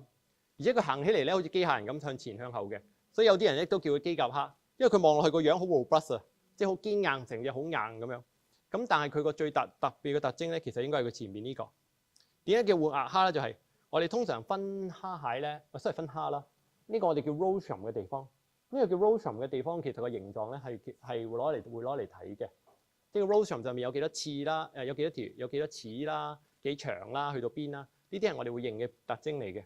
咁但係呢個活額蝦咧，個特別就係佢成個咧呢個係可以喐得嘅。一般其他蝦個 rostrum 唔識喐嘅，但係佢可以喐嘅。所以啲呢個活額蝦咧特點就係呢樣嘢。而且通常佢一出現咧就係多於一群咁匿喺石底嘅。咁所以大家有機會揾到咧，應該呢隻係容易辨認嘅。但係去到 species level 就難啦，因為佢啲斑紋咧喺認品種方面咧就唔係太有用。咁你要真係揦起頭，譬如頭先真係睇 rostrum 啦，又或者睇下啲腳嗰啲。咁但係大家潛水嘅時候，你冇可能捉到佢噶嘛，即係捉佢其實好難嘅。咁所以呢啲我哋就唔辨認到品種 level 噶啦。你去到熟睇到佢咁就 OK 噶啦，係啦。咁但係咧，你會見到成群咁樣。咁所以呢個大家有興趣咧，可以揾下石底啊石啦。咁你去成群喺度，呢個係比較容易見到，算係低 level 嘅。而且你一望你就知佢係乜嘢啦。咁如果大家有興趣高 level 想挑戰咧，另外一樣除咗長臂蝦之外多嘅就係槍蝦。OK， 槍蝦咧出名就係佢有呢個啦，隻鉗可以打拍子。如果大家有查過咧，英文有個字我哋叫 snapping 啦，即係佢嘅手指會咁樣拍埋一下，跟住就會因為佢個手指拍埋嗰下咧，佢係一個好快嘅收縮嘅動作。咁佢就會壓縮咗呢個中間啲空氣，咁然後咧就會產生一個爆發嘅動作。即係佢個壓縮啲空氣，因為太短時間壓縮啦，咁個空氣個波咧就爆咗，咁就會產生個衝擊波，就會打暈啲嘢嘅。大家上去 Google 上去 YouTube search 下啲片就會知㗎啦。咁所以呢個 slapping 咧係可以攞嚟打敵人同埋去做 hunting 嘅。咁所以呢個 slapping shrimp 咧，呢隻槍蝦咧，佢個鉗咧就非常明顯，所以大家一見咧就會知道係槍蝦嚟㗎啦。咁同埋咧，佢算係算係幾 common 嘅嘢。咁順帶一提，潮間帶大家都會見到嘅。如果大家譬如雖然我哋唔建議咁做啦，但係譬如大家去啲咩龍尾灘啊嗰啲咧，你啲石頭下邊其實住咗好多啲槍蝦嘅。咁你成日行過即係水退嘅時候行過，聽到啪啪啪嗰啲聲，其實就係佢哋自己有打交，咁樣好明顯。你拎上嚟直情會聽到嘅，隻手指啪打喺度啪一聲嘅，就係佢打你打你。咁所以咧，通常你見到嘅就係槍蝦，唔係都係槍蝦容易嘅。咁而香港最常見當然係 Alphas 呢個 genus 啦，即係真嘅槍蝦。咁而品種咧，我哋就唔教大家認住啦，先睇咗嘢先啦。因為佢認槍蝦咧，其實好難認㗎。槍蝦你俾專家都係難認嘅，以品種，即係常見嗰幾種易睇，但係你真係要認到好準咧，就難睇嘅。咁但係講到槍蝦咧，槍蝦科啦或者叫，所以頭先嗰係槍蝦屬，槍蝦科下邊嘅槍蝦屬頭先嗰隻。咁但係香港可以揾到嘅槍蝦科嘅嘢咧，呢全部都係香港揾到嘅。咁左邊咧係槍蝦啦，右邊係呢個叫合股蝦啦，即係都係另外一種嘅槍蝦嚟嘅。你見到好明顯有兩個好大嘅鉗，我嚟拍手指嘅。咁但係你望下右手邊呢幾隻咧，佢嘅鉗冇咗喎。咁所以槍蝦呢個名咧，槍蝦科呢個名其實有啲 misleading 嘅。大概有一半嘅槍蝦科嘅嘢咧係唔識拍手指嘅。識拍手指嘅咧，只係最主要識拍手指嘅係槍蝦同埋合股蝦，即係 Alphas 同埋 Semalphus。而呢啲咧都係槍蝦科嘅 member， 但係你睇下佢嘅鉗咧咁弱雞，根本係拍唔到㗎。因為咧你要拍到咁大力咧，首先第一件事就係個鉗要有翻咁上下大啦，即係個肌肉有翻咁上下大啦。其次就係個形狀。咁所以你見到咧，呢啲係香港你有機會見到，但係唔會拍手指嘅蝦，係啦。咁所以咧呢啲咧相對係難認啲，但係其實佢又 common 嘅喎。譬如咧，不過呢度先介紹翻啦，係啦。呢張相有冇版權嘅，唔使驚係我哋自己嘅。咁所以你見到咧。會拍嘅手指嘅主要係兩種，但係咧呢啲係其他都係槍蝦科嘅嘢。你望個鉗大隻咗，但係同呢個拍嗰個咧係結構唔一樣嘅，因為頭先講佢係收縮啊嘛。咁所以首先第一件事就係呢一個 portion 你會佔咗超級大，因為你咁樣個 muscle 先夠多啊，先夠力去拍。其次呢度你見到係圓碌碌有個波形嘅就係，咁佢就可以有啲物理學嗰啲嘢咧，令到個手指拍埋嘅時候咧，佢可以製造到個氣泡出嚟嘅。你會見到呢啲咧，其實就比較似普通嘅一個鉗咁樣咯，即係佢甚至有啲直情冇鉗嘅。咁所以咧，槍蝦咧其實槍蝦科大概一半係會拍手指，有一半係拍唔到嘅。咁而唔會拍嗰啲咧，其實係難認嘅，即係你喺野外認咧係難嘅。譬如好似你頭先 ，sorry 啊，翻上一張 slide，你呢啲咁樣望咧，你驟眼望你未必分得到佢嘅，係啦，同其他蝦。咁所以呢個比較麻煩啲，但係咧亦都可以靠宿主分。如果係 genus level 可以靠宿主分。譬如咧呢個叫 Aristid 嘅，佢有啲似頭先個長臂蝦，但係佢都係住喺海膽度。如果大家譬如去啲揾紫海膽啊，大家紫海膽嘅下邊咧，其實好多時候會揾到佢嘅1至2隻咁住喺度。咁大家可能會問一個問題啦，頭先嗰啲長臂蝦有啲又會住，而呢啲咁嘅槍蝦又會住，咁點樣分長臂蝦同槍蝦咧？咁其實就唔太難，即係唔可以靠個拍構置個鉗啦，因為有啲槍蝦冇拍嘅。咁又點樣分咧？唔好意思啊，又要拖翻張 slide 啊。唉，如果你望下咧，通常槍蝦科嘅蝦咧係冇 rostrum 嘅，即係頭先我哋介紹有個尖端叫 rostrum 啊嘛。大家如果望下咧，佢哋冇嘅，呢兩個係個口嚟㗎咋。咁你見到呢度咧，前面係冇尖尖嘅。如果我哋翻前啲睇長臂蝦咧，唔好意思啊。咦？係啦。咁你會睇長臂蝦啊？呢隻就好清楚啦。你見到呢個白色尖刺呢個部分啊？呢個就係佢 rostrum 啦。即係嗱，甚至乎呢隻住喺個蜆殼邊，你都見到有個 rostrum 喺度嘅。咁所以咧，因為長臂蝦同埋槍蝦有時都會住喺其他生物度，譬如海綿。因為住喺海綿度，大家容易影啊。頭先後邊嗰啲相俾大家睇到啦。咁大家就會問一個問題。首先即係唔好問種先啦，分到科先啦。咁大家望一望有冇 rostrum，咁就可以知道係長臂定槍蝦。咁然後你再跟住落去揾咧，咁就容易啲。咁順帶一提，兩樣都係容易嘅，都係中意住喺其他生物度。咁所以呢啲相咧，有啲係我哋其他嘅其實有啲係我哋 IG 度借翻嚟嘅，唔係借啦，不問自取啦。OK， 咁你會見到咧，佢好多時候會住喺啲其他生物度，譬如 Semelphus 呢個合股蝦咧，就會住喺海綿度咯。順帶一提又 side check 多一句啊，而呢隻合股蝦咧係我哋而家海洋度唯一一種揾到真係會 eusocial 嘅生物。咩叫 eusocial 咧？就係社會性啊 ，sorry， 即係大家聽過啦，蜜蜂同埋蟻會自己合一家變一個所謂 colony 啊嘛。呢個我哋叫做 socialism， 即係一個社會性，好似我哋人類咁會有社會。咁但係海洋生物冇見過呢樣嘢嘅。嗰啲魚一群唔係㗎 ，OK， 魚一群只係等大，只係增加 survival 㗎咋。即係魚係一群咧，佢只係等有人攻擊嘅，即係啲斑馬或者佢咁一群咧，其實純粹係等人嚟攻擊嘅時候咧，冇名打中自己嘅啫。即係羊群心理嚟㗎。我哋所謂嘅 eusocial 係有階級有分工啊 ，OK。而嗰群魚一齊唔係話分工啊，邊個衝去死，邊個就生存啊，係唔一樣嘅概念嘅。OK， 大家記住呢樣嘢。咁所以我哋講嘅 eusocial 咧係有分工，有啲人負責defense 啦，有啲人負責育嬰啊等等。而呢個合股蝦咧係我哋暫時唯一一種喺海洋度揾到真係有 eusocial 呢個 behaviour 嘅生物，係啦。不過好不幸，香港嗰啲冇，佢唔係每一種都有嘅喎，即係佢呢個合股蝦有百幾種，有得20-30種會有咯。咁咁啱全部都喺大西洋嗰邊 ，sorry， 所以我哋好不幸我哋冇啦。但係咧，如果你睇海綿咧，其實幾容易見到Semelphus 嘅，佢會轉窿匿喺入邊。咁由於佢唔太 mobile，咁你會容易揾到。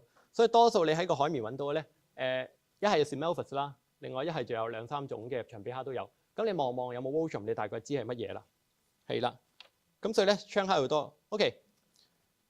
咁除咗槍蝦，好啦，呢個龍蝦我哋長話短説啦，因為大家咧其實揾到嘅機會就唔係好多㗎啦，因為應該街市會容易揾到啲。咁但係如果講起龍蝦咧，我哋分類度咧通常分2種嘅，有鉗嘅同冇鉗嘅，即係2樣完全唔同嘅嘢嚟嘅。大家食嘅波士頓龍蝦同呢啲我哋所謂本地龍蝦係2個 group 完全唔同嘅。而呢啲我哋想所謂食嘅啲本地龍蝦咧係一個叫 Achilata 嘅 group， 再係咧佢比起其他嘅A， 我哋拉丁學名咧 A 等於冇 ，Kila 就係個鉗，所以佢哋係無鉗。無鉗唔係話冇咗2個大鉗喎，即係大家攞隻波士頓龍蝦2個大鉗啦，佢唔係淨係冇嗰2個，而係連隻手咧完全係一個 O 型嚟嘅。我諗大家食過龍蝦就知啦，佢完全係一個隻手完全係一個 O 型。咁但係大家睇翻頭先前面嗰啲蝦咧，我哋譬如跳翻去啦，就算你一隻好普通嘅米蝦都好咧，佢嘅手咧前面都係可以執嘢食噶嘛。就算佢唔係特化咗，都係可以簡單執嘢嘅，所以基本上冇乜甲殼類隻手，唔係冇乜蝦蟹隻手前邊係完全冇鉗嘅，因為你要執下嘢啊。O 型其實好唔方便嘅，咁但係唔知點解 for some reason 咧，所有嘅真龍蝦咧，佢都係變咗 O 型嘅，所以點解啲 Achilata 唔係淨係只話佢冇大鉗，而係連細鉗都冇埋，係啦，呢個佢哋好明顯嘅特徵。咁其次就係佢哋嘅觸鬚咧有一條係非常之大條嘅，大家去玩過食過龍蝦都知嘅。咁順帶一提，佢哋有一個親戚就係個琵琶蝦，即係嗰啲點樣講 ？sorry， 或者有啲人叫咩咧？死啦！咩啊？係啦，嗰啲車海螺嗰隻咧，你大家見到佢前面咪有兩塊嘢喺個頭嘅？嗰兩塊其實都係個觸鬚嚟㗎，即係佢觸鬚變咗平咗，就變咗隻線咁。所以叫蟬蝦係啦，我哋叫。咁所以佢全部都係呢個 Acheilata 真龍蝦類。咁所以特徵就係佢嗰個antennae 非常唔一樣啦。咁但係大家喺香港潛水咧，我哋攞咗隻 Versicolor 嚟做例子，但係其實香港好難見到 Versicolor 嘅。咁所以先問咧就係分顏色有冇用咧？有。喺我諗你分顏色大概可以分到一半到出嚟先啦。即係第一眼用顏色可以分咗一半啦。咁但係如果真係想分龍蝦分得準咧，應該係腮啦，咪腮條鬚啦。其次就係額前邊呢度，額前面嗰度嗰幾塊板，嗰幾塊板應該係最容易睇嘅，因為佢啲腳咧太簡單啦。腳係睇顏色啦，顏色都可以分到啲嘅。譬如我哋後邊介紹呢個 sorry 啊，波紋龍蝦啦。咁如果但係香港如果容易見，應該係中國龍蝦或者係波紋龍蝦。咁如果係波紋龍蝦，你會見到個頭好花嘅。咁如果你見到係中國龍蝦咧，應該隻腳有直嘅白色條紋嘅。而呢隻你要見到隻腳完全係有啲條紋，但係橫嘅，即係 ring shape 嘅。如果呢度 sorry 冇擺相，應該下次擺翻張相。如果係中國龍蝦咧，應該係長係直嘅紋嚟嘅。咁所以咧呢啲會簡單可以睇到啦。咁但係最準都係嗰句，應該睇前面呢度嘅。因為呢啲真龍蝦咧，好多隻龍蝦都係咧，我唔知大家有冇發覺咧？有冇試過揀龍蝦嘅時候拎起佢咧？你有冇發覺會有聲啊？會有吱嘅聲啊？可能你冇留意，但係大家有機會大家試下啦。其實佢前面呢度兩塊板咧係會摩擦式發聲㗎。OK， 真龍蝦係有呢個功能，所以你下次有機會有啲殘忍添呢個動作真係，所以唔好話我講嘅。但係如果或者大家上 YouTube 啦，如果你拎起咧離水因為離水你先容易聽到咧，你會聽到吱有啲怪聲嘅。其實就係佢擦呢兩塊嘢。OK， 大部分真龍蝦都識做呢樣嘢，係擦式發聲。咁所以嗰個 organ 咧可以攞嚟睇係等下先，攞嚟分種係得嘅，應該係最準嘅。咁但係呢個我哋詳細唔講啦。咁大家有機會我哋就再講 key。咁又補多一句喎，又唔係全部真龍蝦都識發聲嘅喎，南澳嗰隻就唔識發聲啦。咁所以呢個咧係其中一個分類攞嚟分類用嘅，係啦。OK， 講多樣，呢個叫鮪蝦嘅。Sorry 啊，時間關係可能我要快少少啦。咁呢個鮪蝦大家潛水都容易見到嘅，匿喺石底。佢有個特點嘅就係因為佢樣佢啲 colour 太明顯啦，啲 colour pattern， 因為紅白間 colour pattern， 同埋有兩對好大嘅鉗。咁即係佢大得嚟，但係又唔係好robust，係好長。對，相比起個身體嚟講咧，呢個鉗好大，咁所以就好容易見到嘅。咁而呢隻咧有個特性咧，就係石底好容易揾到啦。其次，佢通常係一 pair 嘅，因為呢隻係少有係一夫一妻然後一齊嘅。如果你將兩隻男或者兩隻女擺埋一齊，佢會打交嘅。所以佢係有 territory， 即係佢係有一定嘅地域性，然後係一 pair 喺度嘅。咁當然有啲單身狗嘅都會，咁但係咧你會有機會見到咧係一 pair 嘅。咁但係呢個咧點同其他蝦分咧？其實當然第一啦，佢個樣其實一望你就知好唔同啊。但係其實有樣嘢，如果大家留意下咧，佢有一個 character 好明顯同其他蝦唔一樣，就係佢呢對鉗咧係第三對腳嚟㗎。大家望望咧，前面其實仲有第一對、第二對、3、4、5。佢個鉗係第三對腳嚟㗎。因為大家通常畫龍蝦，你最將或者畫蟹，你將第一對腳畫咗鉗，然後後邊畫加4對腳俾佢啊嘛。佢呢個唔係㗎，唔知點解佢隻大鉗咧係由第三對腳變出嚟㗎。唔好問我點解，我哋淨係睇 phenomenon 啫，暫時冇人解答呢個問題。呢個可能係 $1,000,000 question， 但係我哋唔識㗎。係啦，所以大家睇翻咧係咁樣啊。順便補多一樣嘢，所以大家見到咧前面呢兩對，所以咧佢呢隻蝦咧就會變咗前面兩對細嘅，你見到仲有少少鉗形嘅，咁就攞嚟執嘢食。而呢對第三對咧就攞嚟求偶或者 defense 用，大概係咁樣。咁所以亦都補多句，前面我哋咪話真龍蝦隻手完全係勾嘅，佢就連呢啲咁樣嘅鉗形都冇咯，即係真龍蝦連啲執嘢食嘅鉗都冇，唔知點解。anyway， 所以呢隻係又唔得，呢隻你話香港係咪好常見？又唔算好常見，但係又唔係真係咁 rare 嘅嘢咯。咁而世界其實呢個鮪蝦咧唔係太多品種嘅啫，應該得20-30種嘅啫。咁但係我哋香港常見嘅得一種嘅啫。咁所以基本上你見親咧一定係 Hippias 㗎啦，你見親都係 Hippias 啦。咁所以呢個都唔使講話點認㗎啦。但係如果大家有興趣金魚街睇咧，你就會見到有其他品種嘅，colour pattern 唔同嘅，然後個身體嘅形狀都唔同嘅。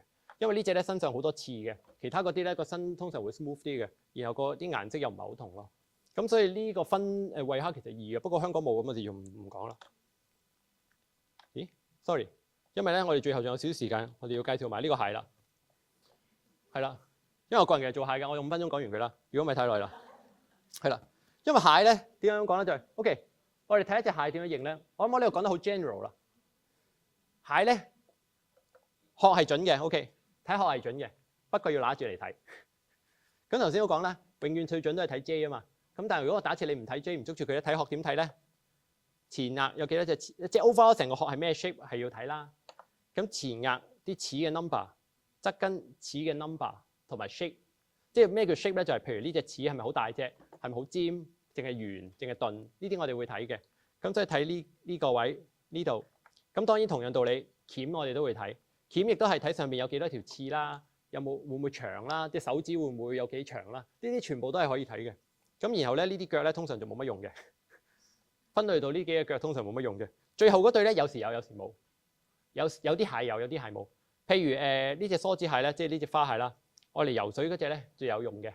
咁然後有啲蟹咧，譬如上一張啊，咦唔識上去添。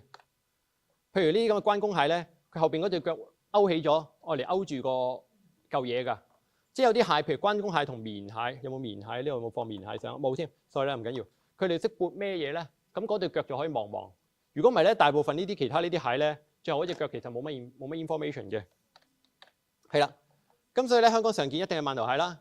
咁饅頭蟹基本上唔使㗎啦，你一望兩個大點同街市見到嗰隻完全一樣。咁但係咧，大家有機會見到香港我哋嘅饅頭蟹起碼有3、4種嘅。咁俾多一種令大家睇，呢隻另一種 Type Genus Calapa calapa。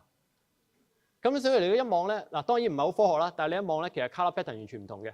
但係如果認真分點分咧，你見到佢殼係 smooth 嘅，即係除咗顏色唔同之外咧，你會見到個殼邊係完全係光滑嘅。咦 ，sorry 啊，但係你望下 Calapa 呢隻咁嘅燒魚饅頭蟹，你見到後邊呢個係有刺㗎。即係其實呢啲就係我哋平時會睇嘅一啲 character。另外就係佢嘅手指啊，你會見到嘅饅頭蟹有個特點，左右手係唔一樣嘅。大家有機會第日睇就會知啦。左右手唔一樣，然後兩隻加埋咁啱可以好似 lock and key 咁樣插入咗嘅，係咁啱可以防住塊面嘅。所以有啲人叫佢怕醜蟹。但係呢隻鉗咧有個特性就係，如果你睇翻兩隻鉗咧做唔同嘢嘅，一隻愛嚟爆你蜆殼，好似個 nutcracker 咁；另外一隻係執嘢食嘅，佢會有隻咁樣，全部都係咁啊！呢隻睇得清楚啲啊。所以你見到兩隻左右鉗係唔一樣形狀嘅，因為係分咗工做唔同嘢嘅。咁但係特點都係左右抄翻埋之後咧可以合埋。咁但係 anyway，除咗睇顏色 pattern 之外咧，殼嘅形狀、鉗嘅形狀都睇到嘅。其實呢隻你好明顯見到㗎，個 finger 係 sharp 好多㗎。而上邊呢隻，sorry 啊，成日跳嚟跳去。呢隻咧隻 finger 係彎㗎。咁所以呢啲咧都係一啲我哋會睇嘅特徵。咁另外啦，但係其實饅頭蟹唔多見嘅。大家潛水最多見應該係梭子蟹。OK。咁花蟹夜晚有啲人會夜潛會捉佢添啦。咁轉沙嘅，咁我諗呢隻大家唔使講，我都知點認啦。咁但係大家見得多，其實應該係呢兩種 Caridus， 我哋叫鱘啦，或者係短掌蟹。短掌蟹以前全部放晒喺一個 genus 叫做 Phyllometa 嘅。咁但係後尾近幾年有人將佢拆咗做好多個 genus， 所以都話啦，啲人會搞事嘅。咁拆咗做幾個 genus， 拆到連我都唔記得咗有幾多個啦。講真，咁起碼香港會見到嘅就係 Phainata、Phyllometa， 跟住仲有2、3個嘅。咁但係你常見嘅通常係呢幾樣。OK。咁所以 general 教大家分 genus 就算啦。咁因為 species 咧，我諗執到先再分會好啲。如果大家有興趣 join 我哋 program 或者第日見到，咁通常咧Caridus 咧，如果你睇咧個形狀咧，就會比較係六角形啲，即係一個比較固定嘅六角形啊。咁就係鱘類。咁而 Phyllometa 所以呢度冇睇到添，佢係比較梯形啲嘅個殼。一望你會覺得比較梯形啲。其次就係 Phyllometa 呢類咧，即係短掌蟹嗰類咧，通常個殼細啲嘅。OK， 呢個第一眼最易分嘅。如果你想精準啲分咧，應該睇側根嘅齒嘅數目。鱘殼類咧都有6齒嘅，咁而呢個短掌蟹咧通常係5齒嘅啫。咁另外就係前額嘅齒數都唔一樣。OK， 前額鱘類咧都係6齒嘅。OK， 咁而呢個咧係2、4、6都有，但係多數唔係6。OK， 係啦。咁所以咧，如果你驟眼睇咧，睇殼嘅形狀，你有機會慢慢仔細觀察咧，你可以睇下齒嘅數目。不過你應該見到鱘嘅機會高啲，而鱘最容易見咧，最易認應該係 Halary 㗎啦。Halary 因為呢度兩個白點，呢張相影到嘅嗱1、2有2個白點，上邊冇乜 pattern， 2個白點。咁然後前邊手指你見到嘅都有少少白白地嘅。咁最常見係呢隻 Halary， 亦都最易認。另外 Affini 都會有機會見到嘅。咁前面嗰隻瘦斑鱘，即係我哋嗰隻紅花蟹咧，香港潛水就應該好少見到㗎啦。咁所以我哋唔睇啦。但係大家潛水最常見應該係 Hillary， 係咁，所以大家可以留意下嘅。而 Falameter 咧多數見到係 Pelsati 嘅。咁如果大家喺潮間帶揾嗰幾種咧，又唔一樣嘅。潮間帶多數係見到 Pina 同Pina 同埋嗰隻叫咩啊？死啦 Danny 係啦。通常你喺淺水係見到嗰兩種嘅，所以佢哋有分嘅。淺水同埋深水係唔係好同嘅品種嚟嘅。OK， 咁但係呢度我哋唔夠。咁另外咧，潛水其實比起梭子蟹之外咧，更多嘅係線蟹科。咁如果線蟹科咧，大家見咧最容易應該見到係呢隻正直愛結蟹，因為夠大隻。呢隻正直愛結蟹好大隻，佢喺石罅度你一望，而且唔太喐啊，佢喺個石罅入邊。咁你一望咧就會見到佢黑色手指，個殼非常平滑。咁你一望咧，多數係佢嘅。咁順帶一提，正直愛結蟹係食藻嘅，所以佢會 accumulate 咗一啲，即係佢會累積佢啲毒素喺身度，所以我哋食咧就會中毒嘅。咁有幾種嘅線蟹都會出現呢個情況嘅。咁但係除咗呢個正直愛結蟹之外咧，其實線蟹係大家喺應該話喺大部分嘅珊瑚礁入邊最容易見到嘅蟹。俾張圖大家睇下。如果咧你有機會執幾嚿珊瑚翻嚟，然後爆開佢啦，如果嘅話，你會見到有咁多唔同品種，呢啲全部喺香港度揾到嘅。咁順帶一提，佢哋大細其實唔係好大嘅咋，好多係1 cm 以內，大啲嘅都係去到2、3 cm。所以呢啲咧全部都係你有機會喺香港揾到嘅線蟹。OK， 咁叫得做線蟹就係咩意思咧？就係個殼啦，個殼好似線形咁樣，所以點解叫做線蟹？咁但係線蟹科係一個非常麻煩嘅科嚟㗎，即係佢分類到咧其實係好難辨認㗎，而且個品種多啊，全世界有成300-400種啊。咁所以咧要分線蟹其實唔係太好分，同埋咧除咗常見嗰幾隻咧，如果你唔爆石咧就難見到嘅。如果你比較容易見到嘅咧，通常呢隻即係 Cordillera 啦，黑點綠蟹，因為佢黑色，然後有時會匿喺啲珊瑚中間啊，有時會見到嘅。咁所以呢隻係容易見到嘅。另外呢啲咧 Damiania 呢啲你都應該會比較容易見到啲，因為佢行出嚟。其他呢紮咧，其實咧你見到都睇唔到，你見到都認唔到㗎啦，除非你真係翻佢出嚟。咁但係我哋係想俾俾大家知道下咧，其實線蟹先係珊瑚礁邊多嘅嘢。你揦起一嚿石咧，隨時有10隻8隻嘅。OK， 咁但係要睇咧，要翻嚟慢慢睇。咁所以呢啲咧就我哋唔會去到 species level 啦。咁但係另外一啲咧同線蟹差唔多，但係唔係線蟹嘅，譬如節蟹啦。咁節蟹品種少嘅，咁所以睇就知㗎啦。你會見到個鉗好 robust， 咁同頭先嗰個睇落去，同頭先正直愛結蟹唔同就係個鉗嘅比例大好多。其次，鉗上邊有網紋嘅。OK， 咁淺水到深水都有。咁呢隻蟹有啲人會直接攞咗，淨係食個鉗嘅，因為個鉗太大啦。咁所以捉咗攞嚟食嘅。咁呢石啦，所以如果大家有興趣潛水影相咧，應該佢同正直愛結蟹咧都係啲相對地易影到相嘅蟹嚟嘅。咁另外有啲機會呢啲咧香港會影到嘅。蜘蛛蟹科嘅蟹，咁傳統上咧，我哋全部呢紮都叫蜘蛛蟹科嘅，唔係，sorry，叫蜘蛛蟹總科。咁但係你要見到咧，佢叫螯蜘蛛蟹等等嘅，因為咧蜘蛛蟹分類其實好混亂啊。咁所以總之咧個樣有啲似蜘蛛啲腳細腳幼啊，咁嗰啲我全部叫做蜘蛛蟹科㗎啦。sorry，當晒係蜘蛛蟹就算㗎啦。去到科咧，我哋就唔同大家講點分啦，因為太好難搞啊，專家都搞到亂晒，因為我都有鬥過一啲，然後發覺根本係亂嚟嘅，唔係，sorry，唔係亂嚟，係搞唔清啊。OK。咁但係蜘蛛蟹科咧都有個特點，就係好多除咗腳幼之外咧，好中意扮嘢。佢哋中意扮嘢。呢隻你見到啦，係扮個 sea fan 啦。但係你見到，譬如大家都會見到呢隻嘅偽裝蟹，佢哋身上會擺啲嘢上去嘅。另外，大家喺啲藻類入邊都會揾到，即係喺啲馬尾藻都會揾到幾種嘅，都係蜘蛛蟹。呢啲專扮嘢嘅咧，基本上都係蜘蛛蟹嚟㗎啦。咁但係咧，通常你 common 見咧就來去嗰幾種，咁所以我又唔係好擔心大家點認嘅。呢隻就比較 standard 嘅，都係香港捉嘅。如果你喺外邊見到咧，你都見到身上生晒毛，然後有啲 camouflage 咗。係啦，呢隻粗甲裂牙蟹，呢隻就係比較 standard 嘅蜘蛛蟹嘅 body plan 啦，細身、幼腳、幼鉗。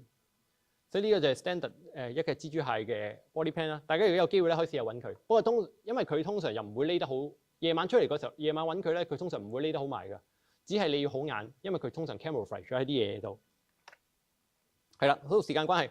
我哋唔講蟹啦，我哋講埋另外一個，因為好似問問題有問呢個嘅寄居蟹啦。咁寄居蟹咧，其實要講辨認咧，又冇乜嘢好講啊。但係只係介紹一下佢啦。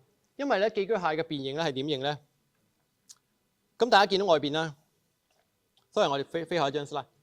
香港常見嘅應該係呢3種，最常見呢3類。真寄居蟹點你知係真咧？通常走出嚟好大隻呢個，我哋叫 Dendarus。通常佢係極大隻嘅 ，OK。同埋 Dendarus 有個特點就係佢會擺海葵喺自己個蜆殼度。然後細啲嗰咧，細啲嘅通常係 Cassinus 或者 Kibanaris。OK， 細啲通常係呢兩個。咁而 Cassinus 同 Kibanaris 點分咧？你其實睇個名就知啊。呢隻叫硬子啊嘛。如果你睇個鉗咧，睇張相拎出嚟就會清楚啲啦。佢個鉗通常你望落去你會覺得比較堅硬啲，有呢種感覺。其次就係佢左鉗明顯大過右鉗嘅。其實大部分香港見到嘅珊瑚礁見到嘅寄居蟹都係一個所謂叫活牙寄居蟹科 Diogene 嘅。Diogene 嘅特點就係左鉗通常比較大啲。OK， 通常左鉗比較大。而另一個科我哋叫寄居蟹科嘅真寄居蟹科嘅咧，就係右鉗比較大。而真寄居蟹科香港都會成日見到嘅潛水，但係真寄居蟹科嗰啲寄居蟹咧，通常係好細隻嘅。你見到細隻嗰啲咧，多數就會比較多係真寄居蟹。咁同埋通常冇乜花紋。香港見到嗰啲Paguridae咧，即係真寄居蟹啲咧，通常冇乜花紋，比較 boring 嘅。而呢啲比較明顯嗰啲咧，有多啲 car pattern 嘅咧，多數係活牙寄居蟹嚟嘅。咁而常見嘅通常係 Cassinus 同埋 Kibanaris。咁你見到咧Cassinus 咧，佢個鉗就比較明顯係 robust 啲。你望下呢個咧，個鉗就通常比較弱雞啲，同埋左右鉗咧個差別就冇咁大。另外咧Kibanaris 好多時候啲腳都有啲毛咯。咁所以呢個你一望呢個咧，你大概就會知道係乜。咁至於品種就麻煩啦，都係嗰句，如果唔捉佢咧，你一拎起咧佢就縮埋去啊。咁所以就難睇嘅。咁但係如果大家真係想知點樣認寄居蟹咧，通常第一件事鉗啦，鉗形狀可以睇。其次眼前後嗰度附近嗰啲有冇啲斑紋？係咪 sorry 唔係斑紋，有冇某啲特徵？第三係睇咩咧？呢個勾，呢個我哋勾住個鉗嘅勾咧，sorry 勾住個螺殼嘅勾咧，係攞嚟睇嘅。因為咧順帶一提，呢一個勾咧其實就係由蝦尾變出嚟嘅。咁所以咧嗰啲前輩教落啦，如果你認寄居蟹咧，最前要、最後要、中間你中意點玩都得，中間係不重要的。OK， 啲前輩教係咁樣嘅，因為我哋嗰陣時候話做分子鑑證啊嘛，我話可以搣邊度啊，因為好似樣樣都搣唔到。佢話你總之留翻一頭一尾就得啦。係啦，咁佢哋係咁樣講嘅。咁但係其實中間多數係內臟嚟嘅，冇乜嘢好玩嘅。呢一嚿係內臟嚟嘅。咁所以呢度咧寄居蟹大概咁。但係呢度咧補幾個寄居蟹嘅小知識啦。雖然有啲揼波鐘，時間有啲關係，但係我哋縮短個 break 啊，大家有興趣，唔係大家需要可以去個廁所先啦。咁但係我係咯，寄居蟹咧，如果你睇第一樣就係佢嘅腹部係 asymmetric 嘅。因為我下邊會介紹多兩樣嘢係寄居蟹嘅親戚，佢哋都有個特點咧，就個腹部唔係好同，所以寄居蟹係一 group 叫異尾類嘅嘢，或者叫異尾下目啦，就係佢條尾唔係好同。因為我哋傳統上講十足類咧就係直尾類，即係龍蝦嗰類啦，條尾係直不甩嘅，然後做到異尾類，條尾開始變啦，亂好多種變化，最後去到所謂嘅短尾類，即係蟹完全條尾冇咗，即係我哋講咧係由一隻游下嘅蝦到趴低變龍蝦，條尾開始縮。最後縮到冇咗，冇尾就最好啦，即係蟹最多嘅。咁寄居蟹會已經開始有呢個特性，你會見到嘅條尾開始變化。其次就係寄居蟹同佢嘅親戚咧，都有一個特點就係，如果你數翻咧，我哋之前叫十足目，但係你數翻1、2、3，得3隻啫。第4、第5對腳喺邊咧？喺呢度。大家見唔知大家見唔見到有兩條毛毛嘅？呢度都呢個容易啲睇，有兩條毛毛嘅。所有寄居蟹同佢嘅親戚都有一個特點，就係第5對腳係退化咗，而寄居蟹連第4對都退化咗。呢隻第4同第5對咧，就攞嚟夾住個殼嘅。咁順帶一提，因為退化得太緊要啦，冇嘢睇嘅，即係形態特徵冇睇唔到嘢嘅。但係仲攞嚟夾住個殼。咁所以呢個咧都係異尾類嘅其中一個特徵。咁所以你講另外一種異尾類咧，其實香港好容易見到嘅就係雌蟹。咁所以佢叫做蟹，但係佢唔係真蟹，即係唔係頭先短尾類嘅蟹，佢係寄居蟹啲親戚嚟嘅。點解咧？因為你數下佢嘅腳數目啦，1、2、3、4，第5對唔見咗。睇呢張圖睇到啦，見唔見到呢條咧？呢一條好似病仔嘅嘢咧，就係第5對腳啦。所以咧，佢係異尾類嘅特徵，第5對腳係退化咗。OK， 咁其次仲有一樣嘢你會睇到嘅就係雌蟹類比起普通嘅蟹咧，觸鬚非常長嘅，佢保留咗呢個特徵，因為寄居蟹都有觸鬚噶嘛。而大部分嘅蟹係冇觸鬚嘅，你發覺 sorry 唔係冇，係好極短。但係你會見到咧 ，sorry 啊，褪後一張 slide。咦，你會見到咧，寄居蟹依然係有觸鬚嘅，但係蟹頭先我哋講咁耐都冇乜觸鬚睇到。咁所以雌蟹因為佢親戚咧係有觸鬚嘅。咁大家可能會問前面呢兩塊係咩咧？呢兩塊就係口器啦。頭先我哋講嘅 Macilliped，佢嘅因為雌蟹咧係濾食性嘅，佢咧就會伸出嚟，然後做好似把線咁喺個水入邊養一養下，就會吸去 filter 嘢。咁所以池蟹雖然多，但係又唔係太容易見到，就係因為佢係濾食咧，所以佢匿喺啲石罅度得，佢唔使行出嚟嘅。佢基本上冇咩嘢做，唔使行出嚟，甚至乎唔太有會喐嘅。但係如果大家去潮間帶翻嗰啲石咧，就好容易見到呢啲咁嘅岩池蟹咁樣嘅。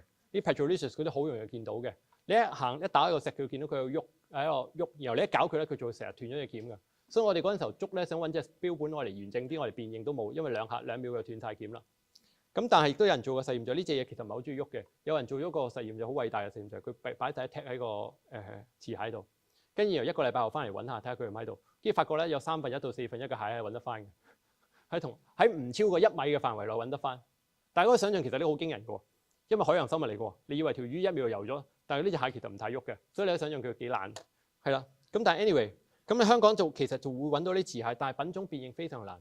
因為要拎上嚟先睇清楚佢啲前額啊同埋鉗嗰啲，咁所以你喺海水底咧，基本上 mission impossible 嘅。genus 會睇到 genus 你由啲鉗嘅形狀會大概睇到，但係如果睇 species 係難嘅。俾大家睇下啦，同線蟹嘅道理一樣。我哋試過爆起幾嚿石喺個珊瑚礁度揦起咗一堆石翻嚟執，跟住發覺揾到咁多種，所以其實好多㗎。但係順帶一提，全部都好細隻。個殼大概係1公分以內嘅，即係淨係呢個 carapace 係1公分以內，所以佢哋都係多，但是很難揾，唔太容易睇到嘅嘢。但係 keep 住有嘅，所以如果大家有興趣或者有機會咧，可以試下慢慢揾下，睇下會唔會揾到。因為啲石頭嗰啲咧，我覺得有少少干擾，又唔係好大問題嘅。咁講到一個最後呢張 slide 啦，真係呢個亦都係大家有機會見到嘅。潛水亦都建議大家試下揾呢隻嘢，叫美麗海蛤蝦 Alogalphia elegans。咁呢隻通常住喺啲海百合 sea lily 度，所以大家試下揾啲 sea lily 上面可唔可以揾到佢。咁呢隻嘢咧就話有 camouflage 㗎啦，其實太明顯啦佢。佢咧就會跟住隻個 sea lily 嘅顏色變嘅，所以通常我哋外邊見到起碼有4種色。我哋見過有紅色嘅、黑白嘅、黃白嘅，都有見過。係啦，咁同種嘅我哋發現咗啦，係啦，咁就跟呢個 sea lily 係咩顏色？咁但係咧呢隻叫海蛤蝦嘅嘢咧，點解介紹下就係你望落有少少似龍蝦，但係佢首先第一樣佢同嗰啲龍蝦完全冇關係。佢一樣係寄居蟹親戚，都係異尾類嘅。點解咧？你望翻呢張相就知啦。呢張相咧就係佢個結構圖嚟嘅。鉗1、2、3對腳，最後一對腳都係變咗條棍仔。即係頭先都講啦，寄居蟹同佢嘅親戚嘅特徵，最後一對腳完全退化。咁所以你望翻張相咧就會見到啦。鉗第2對腳、第3、第4，見唔見有條毛毛喺度咧？呢個就係第5對腳啦。咁所以佢第5對腳已經係廢咗㗎啦，但係又冇甩到嘅喎。咁順帶一提，皇帝蟹都係咁嘅。所以如果大家有機會食皇帝蟹，你而家任何 Google 一張皇帝蟹相，你都發覺除咗對鉗之外咧，得3隻腳嘅啫每邊。第4隻唔係甩咗，都係退化咗。你想揾翻佢喺邊咧？下邊咪有塊蟹蓋嘅，你翻開個蟹蓋可以揾翻第5對腳。皇帝蟹嗰個第5對就收埋咗啦。我做過呢個動作啦，係揾得翻嘅。係啦，係啦，佢嗰對唔係收埋咗，但係呢啲咧就會夾咗喺呢度咯。係啦，咁所以皇帝蟹都係異尾蟹類嘅，呢個我哋就有機會講。咁所以Alogalphia咧，如果大家揾 sea lily 就去揾啦，呢個易揾到嘅。咁但係咧順帶一提，佢易睇啫，但係佢唔係最 common 嗰隻。我哋發覺最 common 應該係呢隻東方海蛤蝦，好細隻嘅啫，1-2 cm，又係珊瑚礁無數咁多石入邊有無數咁多隻佢。我本來想揾翻張靚啲嘅相，但係我發覺我哋攞親出嚟都係散咗。咁然後我試下揾我師傅本書啦，佢有本圖鑑嘅台灣我哋嗰邊整咗本圖鑑。結果佢嗰張相唔知點解都係甩咗隻手嘅喎。我琴晚喺度揾嘅時候，發覺都係甩手嘅。anyway，咁但係呢隻先係容易先係香港最常見嘅。咁但係海蛤蝦咧，我哋覺得咧，因為外邊啲地方潛珊瑚礁，發覺有好多種海蛤蝦，所以我覺得我哋香港應該會有多啲品種嘅。但係因為通常佢要匿埋，又要夜晚去揾，咁所以即係呢啲係有待大家發掘咯。但係所以有啲咩我哋其實都唔係好 sure 咯，係啦。但係我哋常見，起碼見到呢啲，但我覺得應該仲有多啲嘅，係啦。咁所以如果大家第日有機會可以試下留意下，呢個亦都係我哋成個scheme 想做嘅就係，如果大家第日留意到有啲咩奇怪嘅，你揾到，即係當然啦，可以做啲基本嘅 survey 啦，希望大家可以等大家知道下揾香港有咩海洋生物啦。其次，如果你揾到啲奇怪特別嘅嘢，你可以 share 俾我哋可以試下辨認啊咁嗰啲，因為都係嗰句啦。頭先我哋話睇人哋啲 IG，我哋睇人哋啲蝦啊蟹嗰啲有新嘅。順帶一提，蝦容易睇到啲，蟹就真係難啦。蟹比較 cryptic 啲，有啲 character 真係睇唔到啦。但係蝦我哋好明顯見到係有啲係新嘅。係啦，咁我意思啊，時間關係拖到耐咗啲。咁係啦，所以如果大家有問題可以中場休息嘅時候問啦。咁我哋多謝翻我哋嘅金主先，我哋係今日嘅機管局嘅。咁如果大家中意呢 program 咧，就多啲支持，咁我哋可以搞多啲，同埋又可以俾翻啲 feedback 我哋。如果譬如